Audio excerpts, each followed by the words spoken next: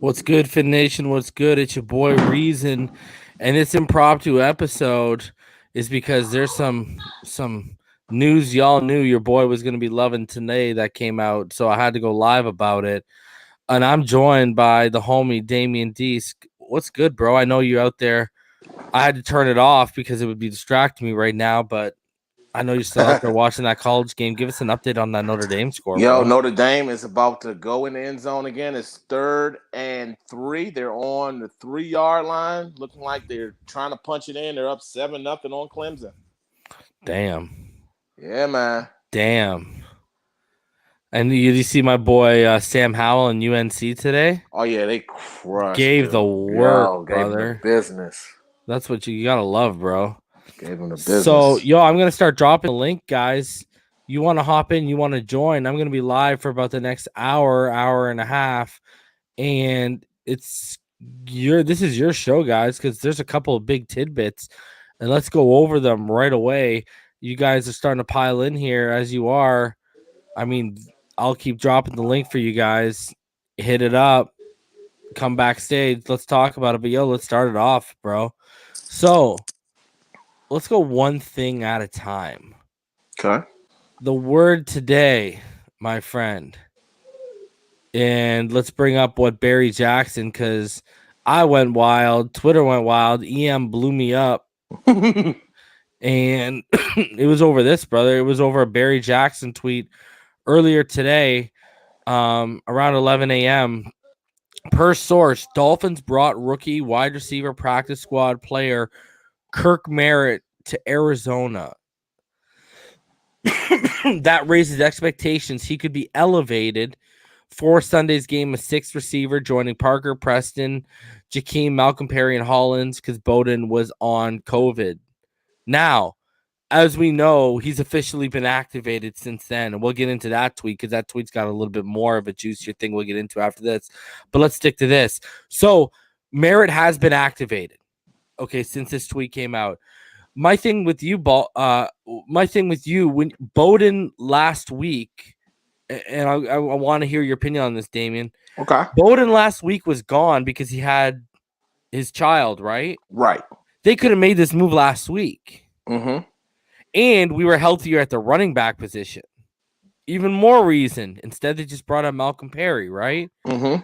I got to ask you, bro. Is this one of those things where you look at, could my boy Kirk Merritt end up being the acquisition we got at the trade deadline and not Antonio Callaway like we all thought it was going to be? That's what I'm thinking. That's what I'm thinking. They the whole thing with Bowden, having his kid and with COVID, they just kept Kirk Merritt in their back pocket, and they were just waiting for the right time to implement him into the whole, flow of this season. And it looks like this is the week. I'm also expecting this week, especially with the running game, we're going to be doing more running back by committee. With Raider being out now too. Look for this passing game to open up, and now Tua's going to have weapons at his disposal that he's used to throwing to, because these players, Jakeem Grant, Malcolm Perry, and now our boy Kirk Merritt, they were the receivers getting those second team reps with Tua. They were familiar with catching the passes from Tua, because Tua's a left-hand quarterback. Not making excuses for Preston Williams at all, but they're used to how the spin of the ball is with Tua passing it. That's just something to keep an eye out for. Agreed, bro, because, if you go back, and Adrian, I think you are the only one excited. I mean, we are talking about a guy, and Sharif, are you there? Hey, how you doing, all right, guys? How you doing, What bro? up, homie? Adrian, I think you are the only one who isn't excited, because we're talking about a guy who 4.33 in the 40-yard dash. He's got a 4.02 in the 20-yard shuttle. He's got a 4.5-inch vertical jump. He's been listed as 49. He's done a 49-inch one on film. He's got 23 bench reps, and he's got an 11.3 broad jump. I mean, these were his pro day numbers. I mean, When you stack him up against the wide receivers who attended the combine, Merritt's 40-yard dash would have been second best, only behind Henry Ruggs. His 20-yard shuttle, vertical, and bench press all would have landed him at the top spot. His broad jump would have netted him the third best at the combine. Like, this is ridiculously elite athleticism. And you go back to what Damien just said.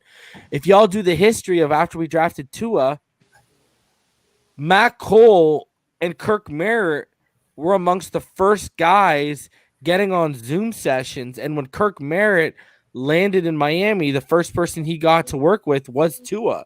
There is some legit chemistry. I mean, this is why I said when you go back to training camp, before Kirk Merritt got hurt, remember I told all of y'all, Curtis Weaver, they drafted him 5th overall. He got hurt. They said, you know what? We don't like what we've seen. You're out. Kirk Merritt lasted a week, got hurt. They said, we like you enough. We're going to keep you around. And now, you know, if you look at the 2 to 3 days, if you go back and do the timeline, the 2 to 3 practices before Kirk Merritt got hurt, the 25-yard post route for a touchdown from Tua to Merritt. They started making plays together. And what did I tell you guys? And I said this to Damien when we joined each other backstage. What did I tell all of you guys? I said when Tua Tagovailoa was named the starter, watch all of his weapons start getting called up. Yep. I even named Malcolm Perry and Kirk Merritt by name. And now we're 2 weeks into the start, and both names are already up on this roster. And I'm telling you guys, this kid, you know, 4.33 speed, again, what am I telling all of y'all? They want to go to a horizontal offense. That 4.33 speed is key. That is a moneymaker in this offense, especially when you don't have Albert Wilson. And to hop off of what, good evening, everyone. Hello, Dolphin fans. What Reason is really saying is he explained it in the stream before last. If Devontae Parker, who we only need one of him, we need to have a Merritt, a Galloway, or a Jakeem Grant opposite him.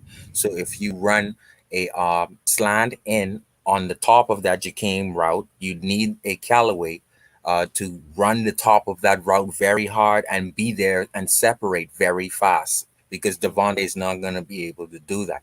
And so what this is why my confidence was so high even, you know, weeks ago, because I also knew, yes, he got hurt in training camp, but our scouting report led by Reason and EM of these wide receivers is off the chart. So yes, we make jokes about Collins being in 7-11 or whatever, but we also know that they had a plan for Tua, and obviously the plan for Tua was to match him up with his receivers out of that read option I formation. That would be superior for him. And so that's where I could see, because we don't have them with Preston Wilson and Devontae Parker, which Reason explained. And we just don't have that.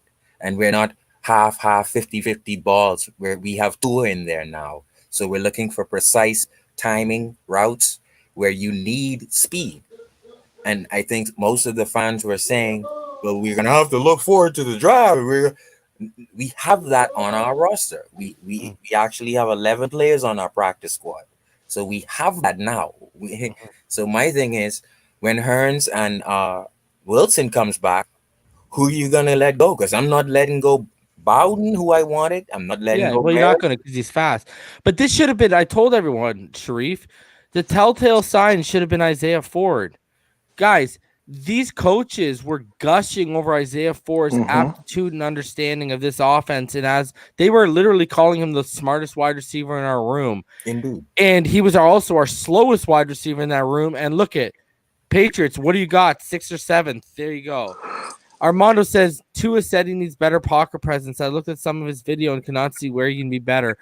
Armando, I think me and EM have talked about this, and this is what I said to EM.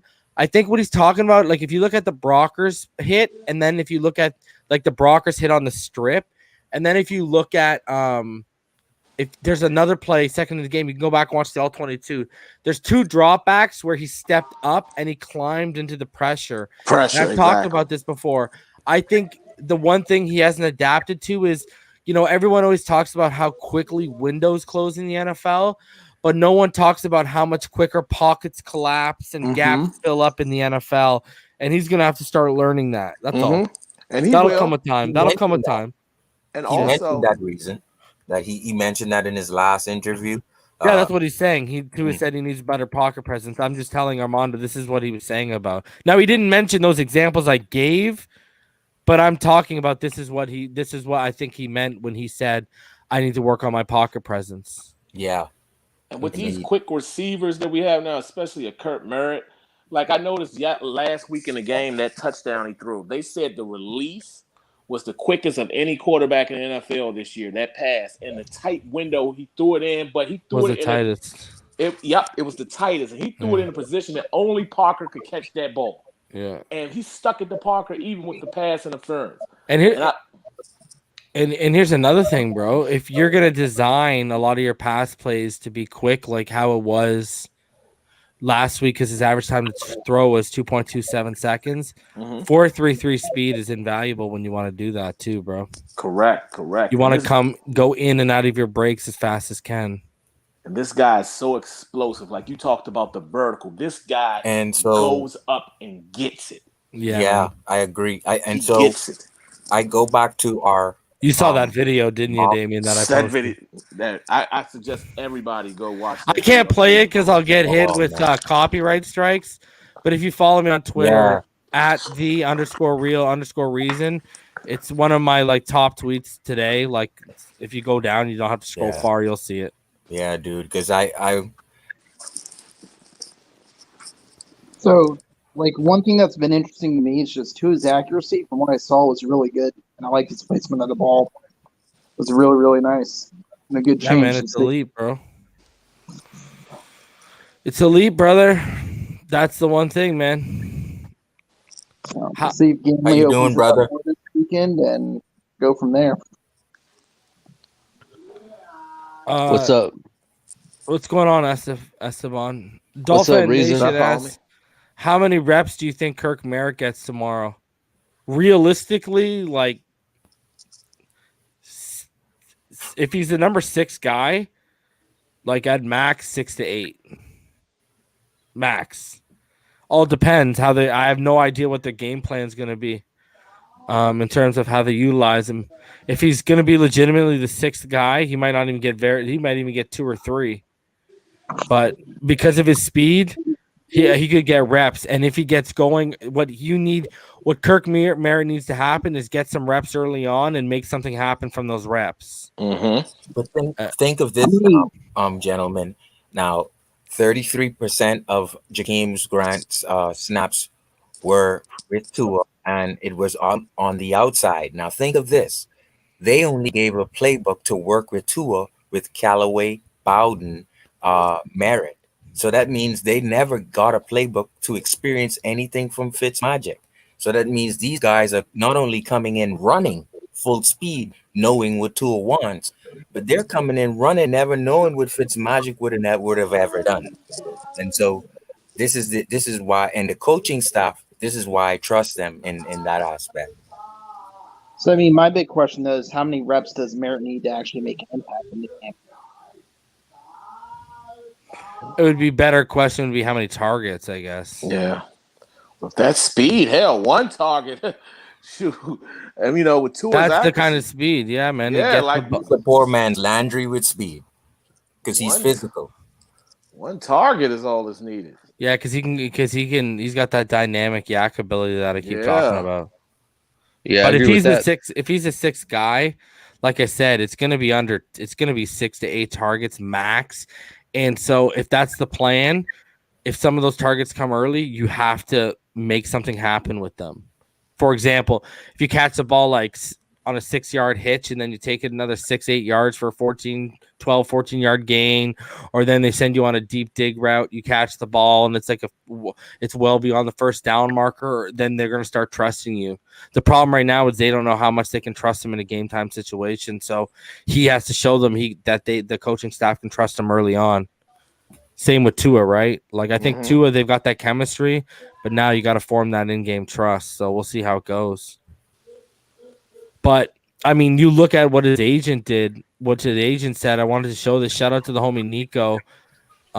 If you look at what Kirk Merritt's agent said today, he said when Kirk Merritt gets his opportunity, he said this on October 21st. So he said this about 2.5 weeks ago. He said when Kirk Merritt gets his opportunity to get on the field, he won't come off, getting better every single day, going against two of the best corners in the game. Because remember, Kirk Merritt's most likely on the scout team going up against Byron Jones and X, right? That's true. He's on Yeah. the scout offense. So they're getting a good feel of him. So he said, can't wait to come back to this tweet one day. So people aren't even talking about that really because of, I'm the first one that I know that's brought that up so far right now since this announcement has been made. He's on the scout offense. So who do you think he's facing? You know what I mean? So, and y'all know Byron been at least healthy enough to start an NFL game. I'm not going to say he's 100%, but he's been healthy enough to start and not allow a touchdown. So he's been playing pretty well. I'm just saying. And we all know Merritt was given. Remember, Merritt, if y'all remember, I'm pretty sure it was either Needham or he burned Byron Jones. Yeah. He in the preseason. Remember that before he got hurt. Yep. He burnt Byron Jones and Nick Needham when Nick Needham was struggling in the first in the first week and a half or whatever. So I'm just saying, Merritt gets his route running down. Oh boy, NFL. We might got another steal. I'm the attorney for the Dolphins wide receivers, by the way, because I've been hearing on other platforms the lack of belief in us, and I've been seeing it on Twitter. So guess what? Don't come with that same energy when Tua hits them for 7 targets these next. Once we win at Arizona, we got a 4-game stretch. Yeah, but it's not. So, but here's the thing. But see, that's kind of twisting what the narrative has been on all these. The narrative has been more so against our top guys than it has against UDFAs and guys on the practice squad. So that narrative, to an extent, is right when it's against you can argue that narrative with how it was after Preston showed you what he showed you last Sunday. Oh, Preston Williams needs to work on his stuff. He's disappointing drop passes after drop. I'm just saying, you know what I mean? Like everyone I'm sure on Twitter and YouTube would agree. I'm Kirk Merritt's biggest advocate. I mean, I drafted the guy back in like May in a dynasty league. And I liked him after you show his scouting report and his video, but I loved Bowden. Bowden's a beast. But I'm just saying, the issue is none of these guys have shown us they can be a number one. You can't sit here and say Bowden. Well, I call him Bowden. You call him Bowden. You can't say Lynn Bowden Jr. You can't say Kirk Merritt. You can say they got the ceiling that they could be a number 2 or number 1, but you can't say that they're going to be that yet because we really haven't seen them even be instrumental, let alone mainstays in the offense yet. I honestly think Bowden's been, again, like I think the Wildcat's been mishandled, but I mean that's a different story for a different day. I love Bowden. If you go back to my when I did my running back big board, him, Antonio Gibson, and Anthony McFarland was who I was trying to round out my 9 and my 10 with. So because he's a dynamic guy, man, he can do a lot. As far as Preston, I'm kind of glad he's been challenged, and that's why I like Flores, because if you're not getting it done, then you will lose snaps. And I think to answer that gentleman's question about what does he think Merritt will get, I think he would get the 33% next and given a small dose to execute, and our grant percentage will move up a bit. I think Galloway will get probably 26 to 33% of the snaps, and then they will get a little dose, and if they eat it, then you will get more next week. But like I think these guys are coming in. And also to answer Reason just now, I think that's why the speed is the difference here now. And Wilson didn't get the Williams didn't get his take advantage of his opportunity. So, and Now the speedsters come in opposite Devontae Parker, and these guys will take advantage of that opportunity, I think. No shot at Preston Williams, but we already had this farm system waiting to come up. So I have a question for you guys. Assuming that two, either Galloway, Merritt, Bowden, or Perry work out the way we want them to, what do we do with our receiving corps next year? Who do we trade away or who do we ship out for new talent? Well, I'll let reason. No, go ahead, Damien. Well, I mean, besides Devontae, I mean, Preston Williams was a free agent. So, like, let's say, for instance, Kirk Merritt pops off. Let's just say, for instance, Lynn Bowden comes back and pops off. Now we're looking at a situation we don't have to sign Albert Wilson back. And Preston Williams is not costing us nothing. So we have two more guys that are young players that are rookies that were undrafted free agents. Bowden we got in the trade that we can play, that we can insert right into that spot. You know, we can insert right into that spot. And we still have Jakeem Grant. So, I mean, the possibilities are in our favor. And we have a treasure chest of draft picks, too. So, like, we're not losing nothing, even if Preston Williams does not fulfill that role as the number 2 guy. We're not losing nothing. We're actually, I agree. Because the reason is we don't need Preston opposite Devontae. Because I watched the all 22s during the last stream and a half ago. Yes, he's correct. When Tua snaps, there's a read option. He's either gonna get out of there and run like Kyler Murray does, or he's gonna see that first or second quick read, use his eyes, and get rid of the ball. Other than that, the receivers would be hard now and last week won't work. That because they once again separation and how do you get open within 2.7 seconds? Going along with hold on a sec. With the RPO, you know whether you're passing or you're running based off the linebacker and safeties before you even snap the ball. My thing with Preston though, like going off this question is, like, you know, first of all, Damien was 100% right in terms of, you know, you got 1 year left. 2021 is the last year left with Preston, and he's only making $853,000 that year. Worst case scenario, you let that run out. He has a good season next year, and then he becomes an RFA, and you get a compensation pick for him. In terms of, like, you know, what we would do in terms of the turnover, I do think they're going to draft a receiver high this year in the draft. I do think if Jalen Waddle or Devontae Smith is staring them in the face with that second pick, it's probably going down. I can tell you that right now. Like, you know, you only need one big body receiver, high point catcher, contested guy who you're not looking for him to make a big play after the catch. You're looking for him to make the catch and come down with it. Like, you know, Devontae or Preston, they're the same kind of guy, really. Even, you know, Gesicki does the same thing. You know, you guys saw a couple weeks ago that Gesicki couldn't take it all the way to the house because he just wasn't fast enough, right?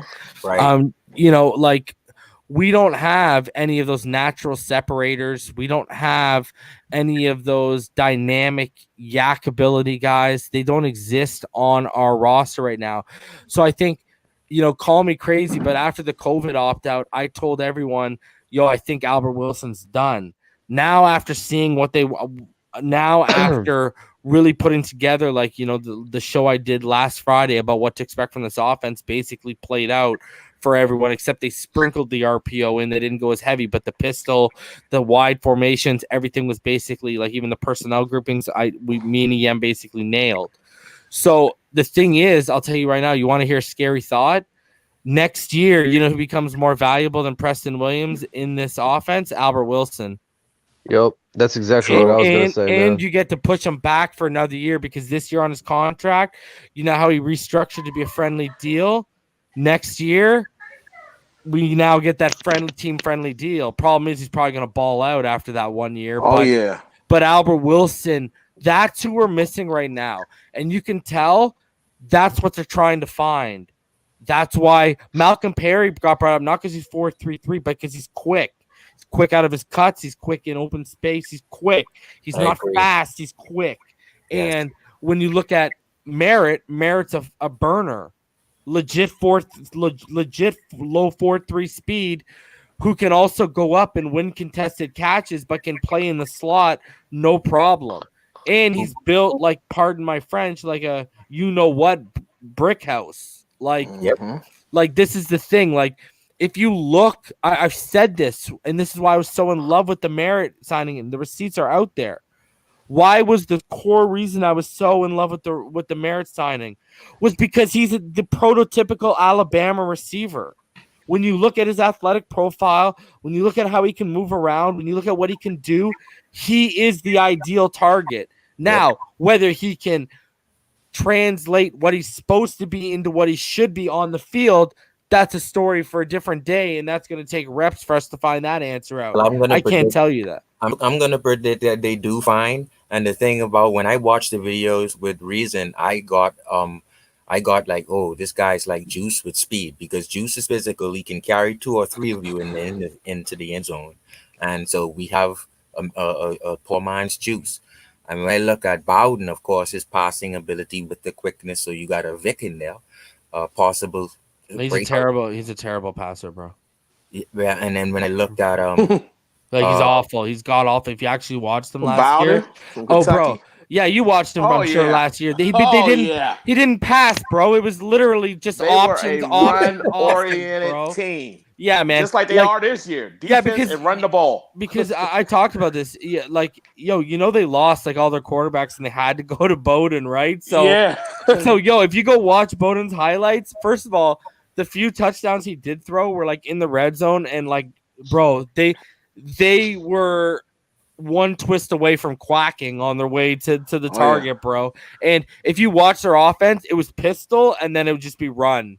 Like, Ronnie Brown is a better passer than him. Ronnie Brown is a better passer than and he's not even lying, bro. And shout out to the left-handed Ronnie Brown, bro.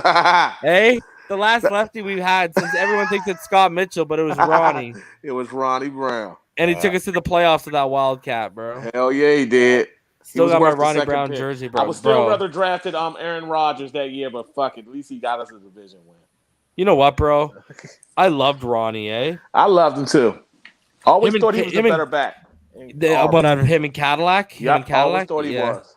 Cadillac did fizzle out. Ronnie was at least legit. Yeah. You know what I mean? Too much knowledge on Cadillac. The thing about the Wildcat is you got to be very intelligent. That's what I respect about Ronnie Brown. He was very intelligent with the Wildcat. No fumbles, no bad snaps, handoff, or nothing.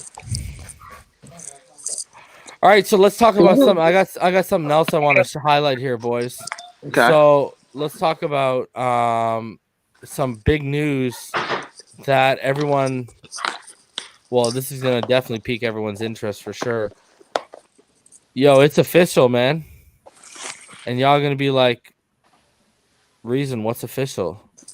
And I'm gonna be like, "Yo, Austin Jackson is officially off IR with his foot injury, setting him up to return on Sunday per Cameron Wolf."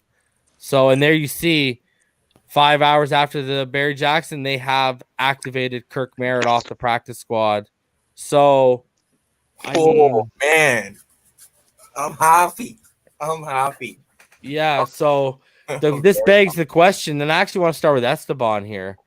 Shout out to Esteban thinking we should draft Sam Ehlinger in the 5th or 6th, because I'd be down with that. But do you move Hunt back to the bench? And because Jesse Davis has played so well the past couple of games, do you just move him back to right tackle and then put Austin Jackson back in at left? Yeah, you have to, man. You have to. We don't have he hasn't shown us enough. I mean, it sucks. I mean, it's actually it's a good thing, because it shows that the depth that we have, that we can't get him out there. It's not that he's that bad of a player, but come on, man. We saw the continuity we had starting week 1 with Jackson, man. This is a definitely big. This is a big positive for us going into this game, because that's been our Achilles for these past 2 games for us looking kind of anemic. I think, man, I think Tua can actually show something to us in this game, and it's almost inevitable. Like he's gonna have to one way or another because Mhm. the running back situation. So, yeah, man, I'm very happy about this. I'm ecstatic, man. So let's go, man. Sunday, I believe Tua is gonna show us something, man. At least more than what he did last week. I agree. It certainly looks like, even if you noticed last week, Esteban, even Matt Collins was like getting more snaps than he normally does. Like, it seems they're trying to translate this offense to make him as comfortable as possible right now. Yeah, man. We're definitely gonna have to not sit on our hands and actually just open up the playbook. Like I understand that whole, you don't want to give the playbook away from one game to the next. You don't want to put too much tape out there, but it's also like a double-edged sword because if you don't gain any continuity, you never gain any rhythm in any live action, it's going to bite you in the butt until you figure it out. So with a young quarterback and as good as this defense is, they're going to have to let it rip and start building up some kind of rhythm. So with Jackson coming back, man, that's exactly what we need on offense, and we have the defense. You know what I mean? We just need the offense to come around. So, yeah, you're gonna have to open up that playbook and gain some kind of rhythm. That's what I'm hoping for. Rhythm that's the key for this team right now. We have to gain some kind of rhythm. You know what I wanted to say to you, Esteban? Because I know I brought him up to you, I think last time you were on, or the second last time you were on. Remember I brought up how much I was loving Joseph Asai? Yeah. I wish I put him on that top 25 list because now, have you noticed he's blowing up right now? Like everyone is all of a sudden, in the last like 3 or 4 days, I've seen so much on draft Twitter, so much love for Joseph Asai, man. Like I'm telling you, that kid's special, man. And he's exactly what we could use too. It's his motor, man. And now like I'm getting to the point where like I knew he was good. And I felt we could get him in the second, but man, I think he might even go a second. Yeah, late, second high, like yeah. But I mean, if he keeps this up, he might just go into the first round, man. So he's man. Because he's the ideal edge in a 3-4 as a 3-4 outside linebacker, bro. He's ideal for that role, man. Now, albeit Ogba and Lawson are giving us. Here's the problem too, Esteban. I said this because I agree with you. If we could get him in the second all day, my thing is, me and EM were talking about even the second, because with the play we're getting from Lawson and Ogba, setting an edge is no longer a problem in Miami. It isn't. Nope. So Osai, you can move him around at linebacker, man. That's why he would be. And he's just as good at linebacker as he is on the end, man. That's the thing about this guy, man. He's really good off the edge. Yeah, he's awesome. Man. I don't care that he's playing in the Big 12, man. He's easily the best player on the field when you're watching any Texas game. Better than anybody on the other side of the ball, in my opinion, that I've seen all year. He's the best player on the field. Yeah, and you know who I'm really starting to like? I'm starting to develop kind of a crush on is that kid from Michigan, Quiddy Pie. Oh yeah, he's a beast, man. He was a beast. Yeah, he's a beast, eh? Like, whoo, damn, that Michigan's got some good players this year, man. Yes, they do. All right, so let me ask y'all. Well, we'll go around here. Like Damien, let's go to you, and then Sharif, you after. Austin Jackson's officially activated off the RR. What do you do with Robert Hunt? Where does Jesse Davis go? Give me what you're doing with that offensive line. What? Wow. Sharif, after Damien's done, follow him up.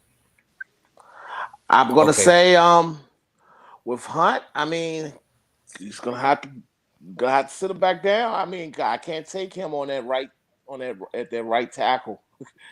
I can't. He's got Jesse Davis going back to the right tackle, Solomon Kinley at the right guard, and then we're gonna have Flowers over at the left with Jackson. I mean, these young kids got to sit down for right now because we ain't got nowhere to stick them. Where we gonna stick them at? Left guard? We're gonna sit Flowers now? Yeah, and you're right because it's not even like you can kick Austin Jackson to right tackle right now because Yeah. that's asking a lot of the That's young asking boy, a right? lot. He's a young kid. And He's you know just what? getting acclimated at left tackle in the NFL. Yep. And I agree with you, bro, because I don't think it's a coincidence that Kinley's 2 worst games have came the last 2 weeks. You know, they looked really good against San Francisco, but that's because they were just going power on power. But the last 2 weeks, I mean, Kinley was all right this week, but he still allowed a sack. Yep. He wasn't allowing sacks when Davis was next to him. You know what I mean? Because I think the communication. But Sharif, Austin Jackson's off IR. Robert Hunt's there at right tackle. Jesse Davis has had 2 really strong games the past 2 games. What are you doing with the offensive line on Sunday? I'm I'm gonna agree with the gentleman. I think you have to let Jesse Davis continue because as of I listened to the Brawl Pod with yourself, the legend Richmond Reverend Reason, the PFF on Jesse Davis was the highest against a very good Rams team. So Jesse Davis led our team in PFF, and that tells me that Jesse's improving. And so I agree with you all by letting Jesse return back to his Hunt. I think Hunt needs to be motivated by this, and we move forward from there. But as everyone could see to the right bottom screen, the tweet there I sent to Reason says, "My fingers are crossed for Austin Jackson." Yeah. You can see right there. I was depending on him particularly because of our running game. And I believe that I saw some things that I didn't see a year ago with Austin being able to run on his left side. And so with I think with Breda and guys, don't be afraid if you see a Rex Burkhead situation where we have Chandler with a few carries. All of a sudden he becomes a little Raw Conrad, maybe little in there. So I'm low key. I'm low key expecting big things from Salvin Ahmed. I noticed like that. I really am. Like I'm at least expecting 60 yards. I'm at least expecting Gaskin production. And my thing is, I really hope you man, I really hope we get the production we need. And that's another reason, like, you know, Hunt. Yeah, I know. I saw that. Jason Tyler Tungavaloa had a huge day for Maryland He again. balled out. My thing is, you know, I told everyone he was a guard, so I'm not surprised with what I've seen right now with him in open space with his feet. That's gonna take a long time, and the problem with that stuff is that's the kind of stuff where, you know, trial by error could be real bad for your left. That's the blind side. We can't mess with the blind side, okay? Like this isn't Fitz where it's the oncoming traffic and he can see it. It's the blind side. And I'm telling y'all, Robert Hunt is best suited right now as a guard. That's just how it is. His communication isn't where it needs to be. His footwork, you know, his ability to open space. And here's another thing. You know, I watched a lot of Robert Hunt tape because everyone knows I was a huge fan of the pick as a guard. Okay. And, you know, my thing with Robert Hunt, when I look at Robert Hunt's game, you know, when I look at, you know, his ability, he was really, really great in the run game at Louisiana Lafayette. I haven't seen that yet at the NFL level. And, you know, so if I haven't seen that elite run blocking yet, or like flashes of that elite run blocking yet, which I really haven't, might as well go back to the guy who I'm getting the same result from in the run game, but who's a better communicator with my rookie right guard, Solomon Kinley, a la Jesse Davis. Because Solomon Kinley, when Jesse Davis was in there, was damn near flawless. Y'all saw my film analysis. Yes. The last 2 weeks. That's what I'm talking about. And again, they were good the first week against San Francisco when Hunt took over, but that's because it was power on power. Then what happened? Greg Williams schemed up, and then Staley took Greg Williams' scheme, and then they got 4 pressures, and 2 of them came off the right side, and one of them was a sack. And if you look at, let's go back. Guys, that strip sack with Aaron Donald. how badly did Michael Brockers beat Robert Hunt? Yeah, that was the first play of the game. Yeah. That was the first passing play of the game, bro. Yeah. Dude, Tua got body slammed. It was bad enough he got stripped, but Brockers beat Robert Hunt like a rented mule around the corner, and it was over, bro. Dude, And it looked like a video game when he got hit. yo, that was a nasty hit, and I was so happy he got back up. But that was Robert Hunt, bro. The problem is the strip had already happened, but the hit didn't happen. Like, here's the thing: if Flowers doesn't get beat, Robert Hunt's getting beat anyways. Yeah, that was definitely bury your face in your pillow. Oh, buddy. Golly, Ball was man. Buddy. already stripped And you know what it was too, Esteban? You know what the worst thing about it was too? What was the similarity about his hip injury? All of Brocker's weight was on top of Tua. Yep. Like, it wasn't like he tackled him. It was like the man was literally on top of him and slammed him to the ground, bro. Yeah. Yo, you think let me ask you this. We can all agree. I'm not the biggest Jesse Davis guy. But I do say his problem is his base, his anchor, right? But other than that, I say if he had a solid anchor, he would be a damn solid because he's a smart guy. He's good at combo blocking. He's good at taking blocks, right? So the guard can disengage and move off into something if someone's shooting the A gap, whatever the case may be, or someone comes from the second level. He's smart like that. Like, he's good. And he's great at arcing guys out, whether he does it himself or they're handed off. He's really, especially when they're handed off, he arcs them out right away. He's a pro, man. He's pretty reliable in that sense. Like, if he had a good base anchor strength, he would be solid. The problem is his base is average. Anyways. He's a pro, man. Yeah, I'm glad man. we have him on the team. So honestly, bro, if he was a swing tackle, Esteban, he would be the best swing tackle in the NFL. Yep. Man, if we can keep him on the team next year, man, I'll be happy, man. If we can get Sewell and still keep him, that'd be awesome. I like him because of the fact that he just gives you enough. He's consistent. He's just not elite. But, you know, when you have issues where you have guys going down in other positions and you can move somebody around like that just to help you get you from one game to the next, man. I mean, I don't know if our fan base appreciates this guy enough, man. Especially after seeing how bad Hunt was playing on that right side, man. I'm serious, man. My son was here with 3 of his friends, and you know what I mean? I'm trying to get like the new generation to like this team. And when that play happened, when Tua got sacked, I was like, damn it. You know what I mean? I was so embarrassed, bro. It was embarrassing. You're one of the people who's been around, especially when it came to the other platforms panel where I started like letting YouTube know what was up, right? How do you think I felt as one of the longest Tua advocates on YouTube in this community? First drop back, I see that happen, bro. I'm like, is this for real? Like, and I'm live, bro. Yeah. And I can't flip out. If it was just me, I would have flipped out. I would have lost my what, bro. Yeah, man. I'm trying not to swear because I'm trying to get it monetized and not have to. I think it was a typical, rookie quarterback, first play type of experience. I don't know how many rookies that's happened to, but for that to be the first experience and then him look as have the demeanor he had the rest of the game, man, that's what I liked. He shook it off right away, eh? And that's just coming from somebody, like I've always said, just having an unbiased opinion, man, because I'm just I want the team to do good. Mm-hmm. You know what I mean? I'm not going to write the coattail of anybody, but if you just want an unbiased opinion, that's a completely unbiased opinion. He looked composed. Now we just got to let him, do his thing. I have confidence because of our coach that he's gonna pull through, man. It's just that we gotta have patience, man.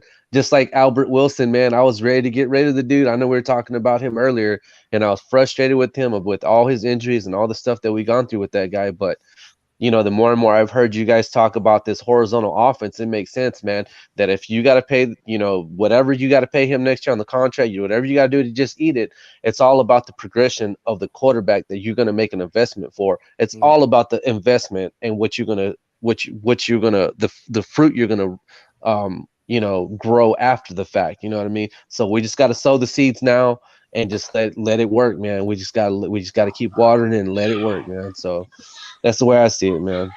It's just process, man. Poppy Chulo says, since early this season, he said he was getting reps at center. What if we put him at center when Panay is at right tackle? I love it, Poppy getting Panay as a right tackle. I love it. You know, I love that. And when Flowers go, we get Hunt at right tackle and Kinley at left guard. Well, you know, I'm already an advocate of that. You know, when Flowers goes, because he ain't worth $10.5 million. Especially y'all saw it, Aaron Donald off the first drop back proved he ain't worth $10.5 million. You know, I'm down for the Hunt at right guard. I'm telling y'all, people think I'm hard on him. I'm not hard on Hunt. I'm just telling y'all who was the player I compared Robert Hunt from the beginning? Brandon Schreff. What happened with Brandon Schreff? Right tackle, drafted by the Redskins. What did they do? Kicked him to right guard. It became a Pro Bowl guard. Who did they do that? Who did the Redskins do that with last year, guys? He didn't become a Pro Bowl guard, but who'd they do that with? Eric Flowers, drafted high as a tackle. Brandon Schreff was drafted high as a tackle. Yep. I'm telling you, Robert Hunt is Brandon Schreff, even down to the athletic profile, to the point where I'm pretty sure, if memory serves me correctly, and I got to go back to my scouting report, pretty sure they went to like either the same high school or the same college, and Robert Hunt broke some of Brandon Schreff's bench press records. Like, even down to that. I'm telling you, he's Brandon Schreff like 2.0. And Brandon Schreff is a Pro Bowl guard. That's not a bad thing to admit. Like, and I remember you saying that way before the draft. Yeah. And dog, and who did I say was the best tackle in the draft last year, hands down, all the way back in October? Again, when I joined that Esteban, who was I preaching? And who's been the best tackle, hands down, out of this draft, and the best right tackle in the NFL this year? Tristan Wirfs, bro. You can actually popcorn and watch that guy play. It's so exciting. That's why, I know it's not a skill position, but damn, if we were to get a tackle like that, like Sewell, because man, you know, Texas has some decent linemen, man, and they're good. The guys they have projecting going into the draft, but it's not that guy. It's not that athletic like Panay, bro. They're consistent, but man, bro, if you can get Panay Sewell, that's man, bro. We're actually gonna be able to eat popcorn like we do when we watch our defense out there, man. He's that good. Mm-hmm. So, I mean, if Hunt wants to get out there, he's athletic, man. I don't know, man. If I was Flores, if you felt that he wasn't gonna get hurt, man, I'd try him out at nose tackle. You know what I mean, on the defensive side of the ball. I mean, for real. I don't know if he would. He's got the body type, man. I mean, he's a big boy, but you know, he definitely looks like a guard. He don't look like a tackle. I wish that if this was the plan, and I know they don't know how the board's gonna fall, I wish they didn't pay Flowers, bro, because we could just have two guards on cheap contracts, and then that $10.5 million can be allocated wherever the hell else we want that to go, bro. Yeah. Let me tell you this: we had that extra $10.5 million. Le'Veon Bell would be a Miami Dolphin right now, hell bro. Yeah. Before you know what I mean? Howard. Check your DM and on Twitter. Reason I wanted to look at some weapons. With the next blue chips next year. Hey, Reason, I was going to ask you, man, what do you think about that center from Georgia? Have you checked him out, Trey Hill? Trey Hill, yeah, I've talked about him. I'm a big fan, bro. Oh, are you? Okay, I didn't know. He's pretty. Fan. Love his feet, man. I love that guy's feet out. So for me, it'd be Humphrey, then it'd be Myers from Ohio State, then it'd be Trey Hill, then it'd be Dickerson from Alabama. That sounds about right. Looking at the photo I sent you? No, bro, I'm talking to Esteban right now. I'm on a live stream, Sharif. This guy's like... No, because they have the same kids which you're talking about on the photo I sent you. Yeah, bro, I don't need no photo to tell me what's up, bro. I know the draft class well enough. We're good. We're good, bro. Don't worry about that. So, because I wanted to actually go off of what was being asked earlier. My thing is, I think Dieter, they're going to give a legitimate shot at center. Yep, that's I what think, we heard about that all in training camp. We haven't heard anything about him since, except he's continuing to work there. You know, I would love a Creed Humphrey. I would love a Trey Hill, or a Myers, but I think the plan is to see what they have in Dieter. Because he played it at Wisconsin, right? He played Yes, guard he and did. center at Wisconsin. So What do you think he can give you in the run game, though? Reason? That's where we need improvement. Like, you know what I mean? Well, coming out of honestly, Wisconsin, can I tell you? And I don't know if Damien's going to agree with me because he watches a lot of college ball. I wouldn't pass up. Like, okay, let me put it this way, Esteban. Let's say I draft at 4. Okay, I'm taking Panay Sewell. Okay, I'm hoping because boys, shout out to y'all know who the fam is. Shout out to my homie. Y'all know how much I love this kid, Dante Collinelli. Been here from the jump, been on here multiple times. I'm gonna have him back here on. That dude is the homie. That's the dude who put everyone, including me, in draft Twitter onto Zach Wilson in the offseason. I'm talking big people in draft Twitter at the Draft Network. All these places are giving Dante for props for putting them onto him. Zach Wilson, boys. Trey Lance, y'all know how much I love me some Trey Lance, but because Trey Lance not playing, Zach Wilson is QB3 right now, guys. Yeah, I noticed. Like that. it is not like Trey Lance has to be playing right now. Yeah, to be QB3, and because Trey Lance isn't playing, Trey Lance is going to end up at best being QB4. Zach Wilson is. Zach Wilson is legit, bro. He's playing himself in the Heisman talk too. Like, woo, this kid. You know what? And I know everyone has seizures when they think of BYU quarterbacks because they think of John Beck. But think of Steve Young too. Zach Wilson is the truth, bro. Yeah, he's he put on a clinic yesterday against a good Boise team. I saw.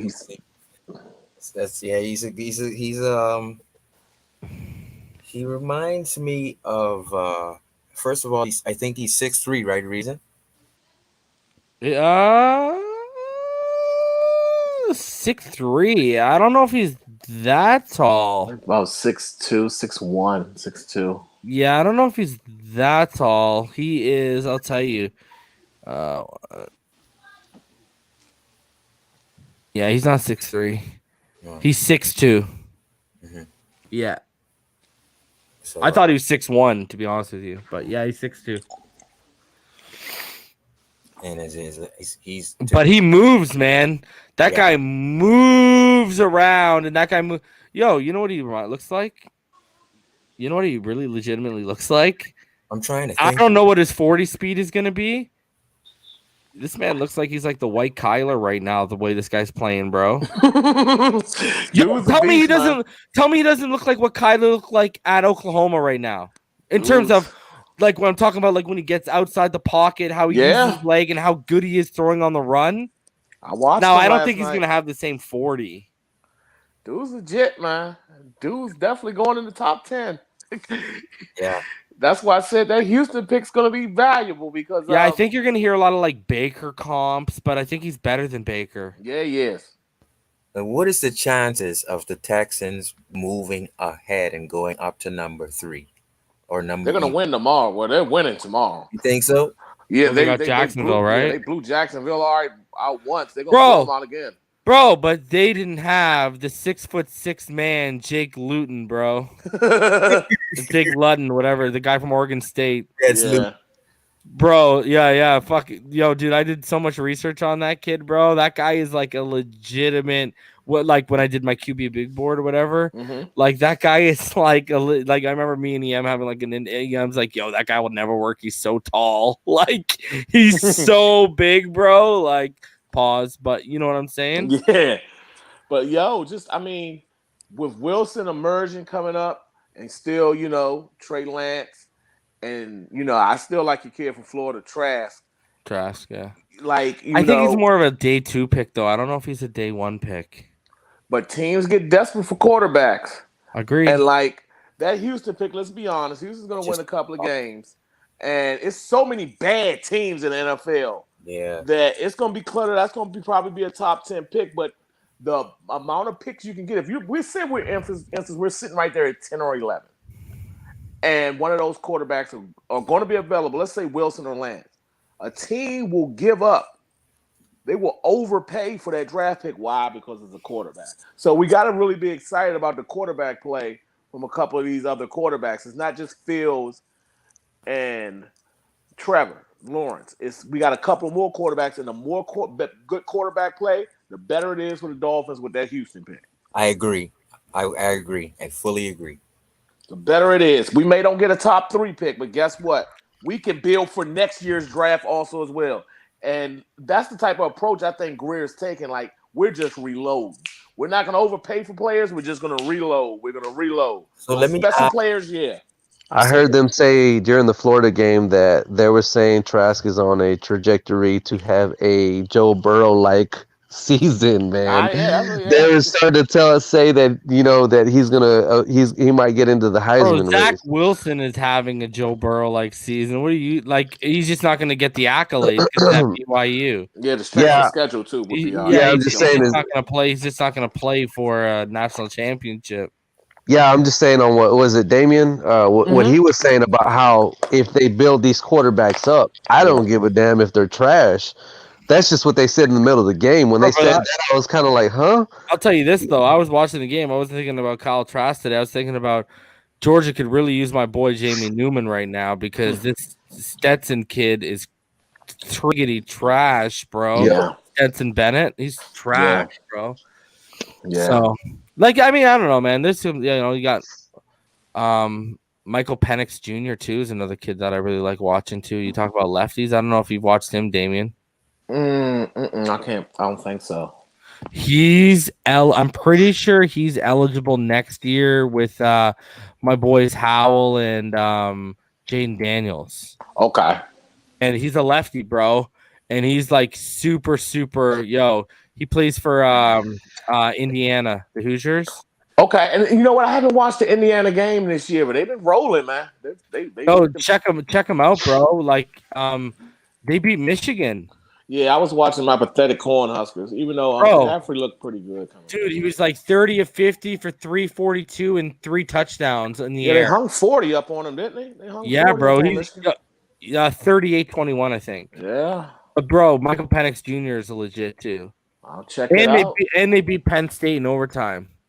Well, after what Tua little brother did, Penn State ain't looking at Yeah, because they're not that good, bro. Like a lot of their talent went in the draft too. People forget they lost talent to the draft, right? Yeah, and then Parsons sitting didn't help. How does DJ look right now? Because I'm not watching it. I'm flicking. I'm watching Coastal Carolina. Don't ask why. So I'm watching this Oregon game, dude. I don't think Panay's playing. Is he not? Did he opt out or something? Yeah, he's opted out. Oh, okay. They got some good players on that defense, man. That Oregon defense is all right. Notre Dame's down 20-10, Buddy, I believe. Is he playing? Look for the edge, Kevon Thibodeau. Oh yeah, I've seen him. Buddy, everyone's all that high on everyone that's high on Gregory Rousseau. Gregory Rousseau is number 5 on the defense. But Gregory Rousseau is not transcended. That Kevon Thibodeau, that guy's a transcended edge player, but they got a lot of good players. Isn't he a sophomore? Is he this? He's a sophomore this year. Yeah, he's a sophomore. Okay. Yeah. Their linebackers look all right, man. Justin Flo, baby. Justin Flo, bro. I'm telling you. Guys, I'm looking at some he's coming up, bro. He's committed. Bro. Like, dude, this kid, he was a 4-star recruit. And I'm telling you, bro, like he was like a 4 or 5-star recruit, I think. Bro, wait till this kid's about to come. This guy's about to come, bro. This to Oregon. I think next year he comes, and he won the Buckus Award last year. So like he's because they have one for high school and they have one for college, right? And they have one for pro, right? Last year for pro was Khalil. Last year for college was Isaiah Simmons, and then last year for high school was Justin Flo. This defense, this Oregon defense, is going to continue to be good. Like they don't know Bo Diddley about running an offense, but they know defense, man. Bro, I was going to tell you about because you can't. Chris, I'm loving Mac Jones. My thing is Mac Jones is like if you watch Mac Jones compared to how Tua ran that offense, you can see the limitations in Mac Jones. Yep. I'm taking Trask over Mac Jones all day. Oh yeah. Hell yeah. Yeah. Yeah, and that's why they were saying. Go ahead. That's why they were saying today that Trask could be on a Burrow-like trajectory for the Heisman and all that, because they could see him actually, beating Alabama. Helping beat Alabama. That's why. Yeah, that's what they were saying. You watched the game, right? Reason? I think you're a Florida fan. So here's the thing. Mac Jones knows how to run the offense and can score points. I'm just talking about in terms of like ball placement over the intermediate level, the accuracy. Like guys aren't hitting stride the same way. Like they're catchable balls, but they're not stride and perfect like how Tua was. You know what I mean? Like, oh yeah, man. I watched the Alabama game. I think Jalen Waddle's gonna hurt. Losing Jalen Waddle will hurt them because they only got that Michi kid right now, right? Yeah. Right, that's their only receiving option. I'm pretty sure. Yep. Like that's their big receiving threat is that Michi kid. I'm pretty sure. So yeah, man, I see the same thing, man. I see that when you see that that you have give LSU the work though, bro. Are you kidding me? Alabama's about to bend LSU over. Oh yeah. Yeah, man. Tua's definitely a transcendent player, though, man. You can tell that it's Gators. How about them? It's not the same offense. How about Gators? Exactly, Esteban. You can tell it's not the like. I'm telling you, they would put up more points. Like, and you can tell how much heavier they're leaning on Najee this year than what they did with Tua, right? Like, Mac Jones is good, but like the top 5. And I'm telling you, if Jamie Newman played, the top 6, and even it's a deep. Like, remember what was I saying last year? At the beginning, remember before the draft happened, Esteban, when everyone was talking about us potentially missing out on a quarterback to the point where all these teams moving up in front of us. Remember what I kept saying? Next year's draft is so heavy from 1 to 6 that I'm okay. Remember I said that. Yeah. Remember, I was loving Justin Fields, and now everyone, because Justin Fields took a leap this year, but like, he's on another level. Dude, Justin Fields is like, I'm telling y'all, that kid is gonna be like, it's crazy. Like, I think I would take him 1. I would. You want me to get you? You want me to hit you with it? I would. Like, bro, like, I love the ceiling of Trevor Lawrence. I'm starting to believe what EM said the more and more I watch of him, bro. He's not as polished as people make him out to be, man. Not. Especially when that pressure comes. The thing is, he's just had a collegiate career of look at LSU. Why does LSU shake him so hard last year? Yeah. Pressure. UNC. I know you watch things, Damien. I watch my Sammy Howell, bro. Mm-hmm. They almost beat Trevor Lawrence and Clemson last year. Yeah. Yep. They lost by 1 point. Yeah. 21-20, I believe the final score was, bro. Yep. I'm telling you, bro. My thing is, you really see the mechanics become erratic. My thing is, because Anthony, to give credit to Anthony, he's right. Dabo Swinney doesn't focus on the development of these guys. Nope. And my problem with Trevor Lawrence is natural talent and ceiling can only get you so far. I need polish too. That's what I don't like about Tom Herman in Texas, man. Well, here's the thing about development. Well, yeah, Ellinger, but that's a late round guy where you want to develop anyways, right? Like that's a day 3 pick. Probably, right? My point with Justin Fields though is even look at Dwayne Haskins, right? How good? I know he didn't handle pressure well, but how good was he in the pocket? Like they developed passers at Ohio State, even if they're not good. They teach them the fundamentals. They get pretty decent at it. I'll be honest, man. I wanted Haskins in that draft, man, because of what I saw him doing in college, man. Man, they finna trade Haskins. We didn't have the O-line though. But they're not. Honestly, they're. And here you go. I used to say this a great point, Josh, because I used to say this too. T. Higgins bailed Trevor out with a lot of 50-50s. Yeah, because you know why, Josh? That's why you got last year. I used to tell people used to be like, yo, get T. Higgins. I used to tell people we don't need T. Higgins because that's Devontae Parker. Yep. I like Trevor. I think Trevor can be the best. I think he has a ceiling of being the best quarterback in the NFL if he's properly developed. But he is not as polished as what a guy like Tua was, as what Andrew Luck is. Or I'll say it again, like I said yesterday, Sam Howell is more polished in his sophomore year season than what Trevor Lawrence was in his sophomore season. How's the number 1 pick next year? That's the consensus number 1 overall pick bro. right there. I know everyone's trying to feed that Keldon Slovis. I ain't buying that. I watched that game today. I like him, but he ain't. I watched that game. And I'm taking Jaden Daniels and Sam Howell and Michael. Check out Michael Penix and Michael Penix over him every day, bro. Every day. Look at I'm already next year's draft. I'm already giving you the top 4 quarterbacks. Let's do it, baby. Look at that. You know what I'm saying? Bro, people out here. Go ahead. No, go ahead, man. I'm looking at some of the top picks, the top 71 picks in the next year projected draft, and I'm looking here at after number 3. Let's just assume Trevor Lawrence, Justin Fields, and we said Jamar Chase isn't playing at the moment. So let's just say someone moves ahead and gets a quarterback in that 3rd pick. Then it's us.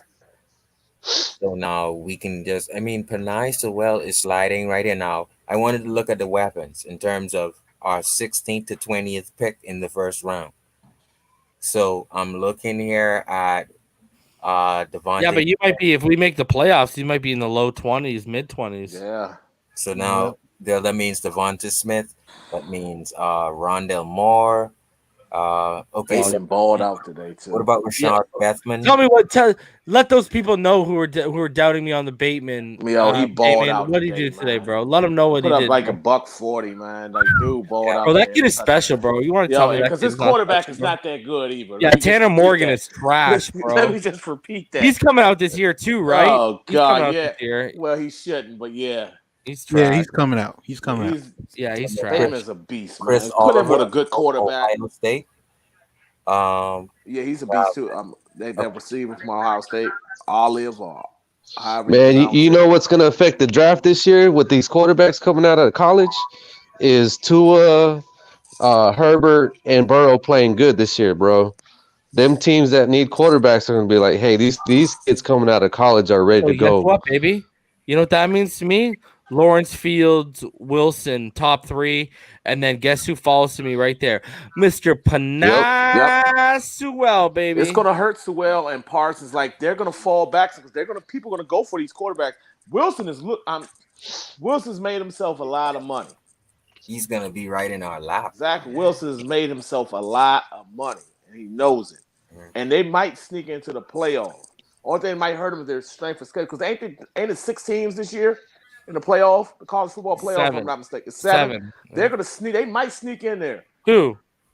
BYU. They're gonna have to beat out probably Cincinnati. Yeah. Cincinnati. I don't think Cincinnati's gonna lose a game. I watched them today. Cincinnati's ranked. They're pretty good. I watched their defense is legit. If running back is legit. They're a sound team. That defense is carrying them, man. Albeit they were like smacking around an unranked team, but they were legit. But they're well coached too. Fick was a good coach. Gary Pinkel. I mean, he's a good coach. Wait. Is the Clemson game on? Yeah, it's on USA. Go to USA. Oh, shit. Go to USA.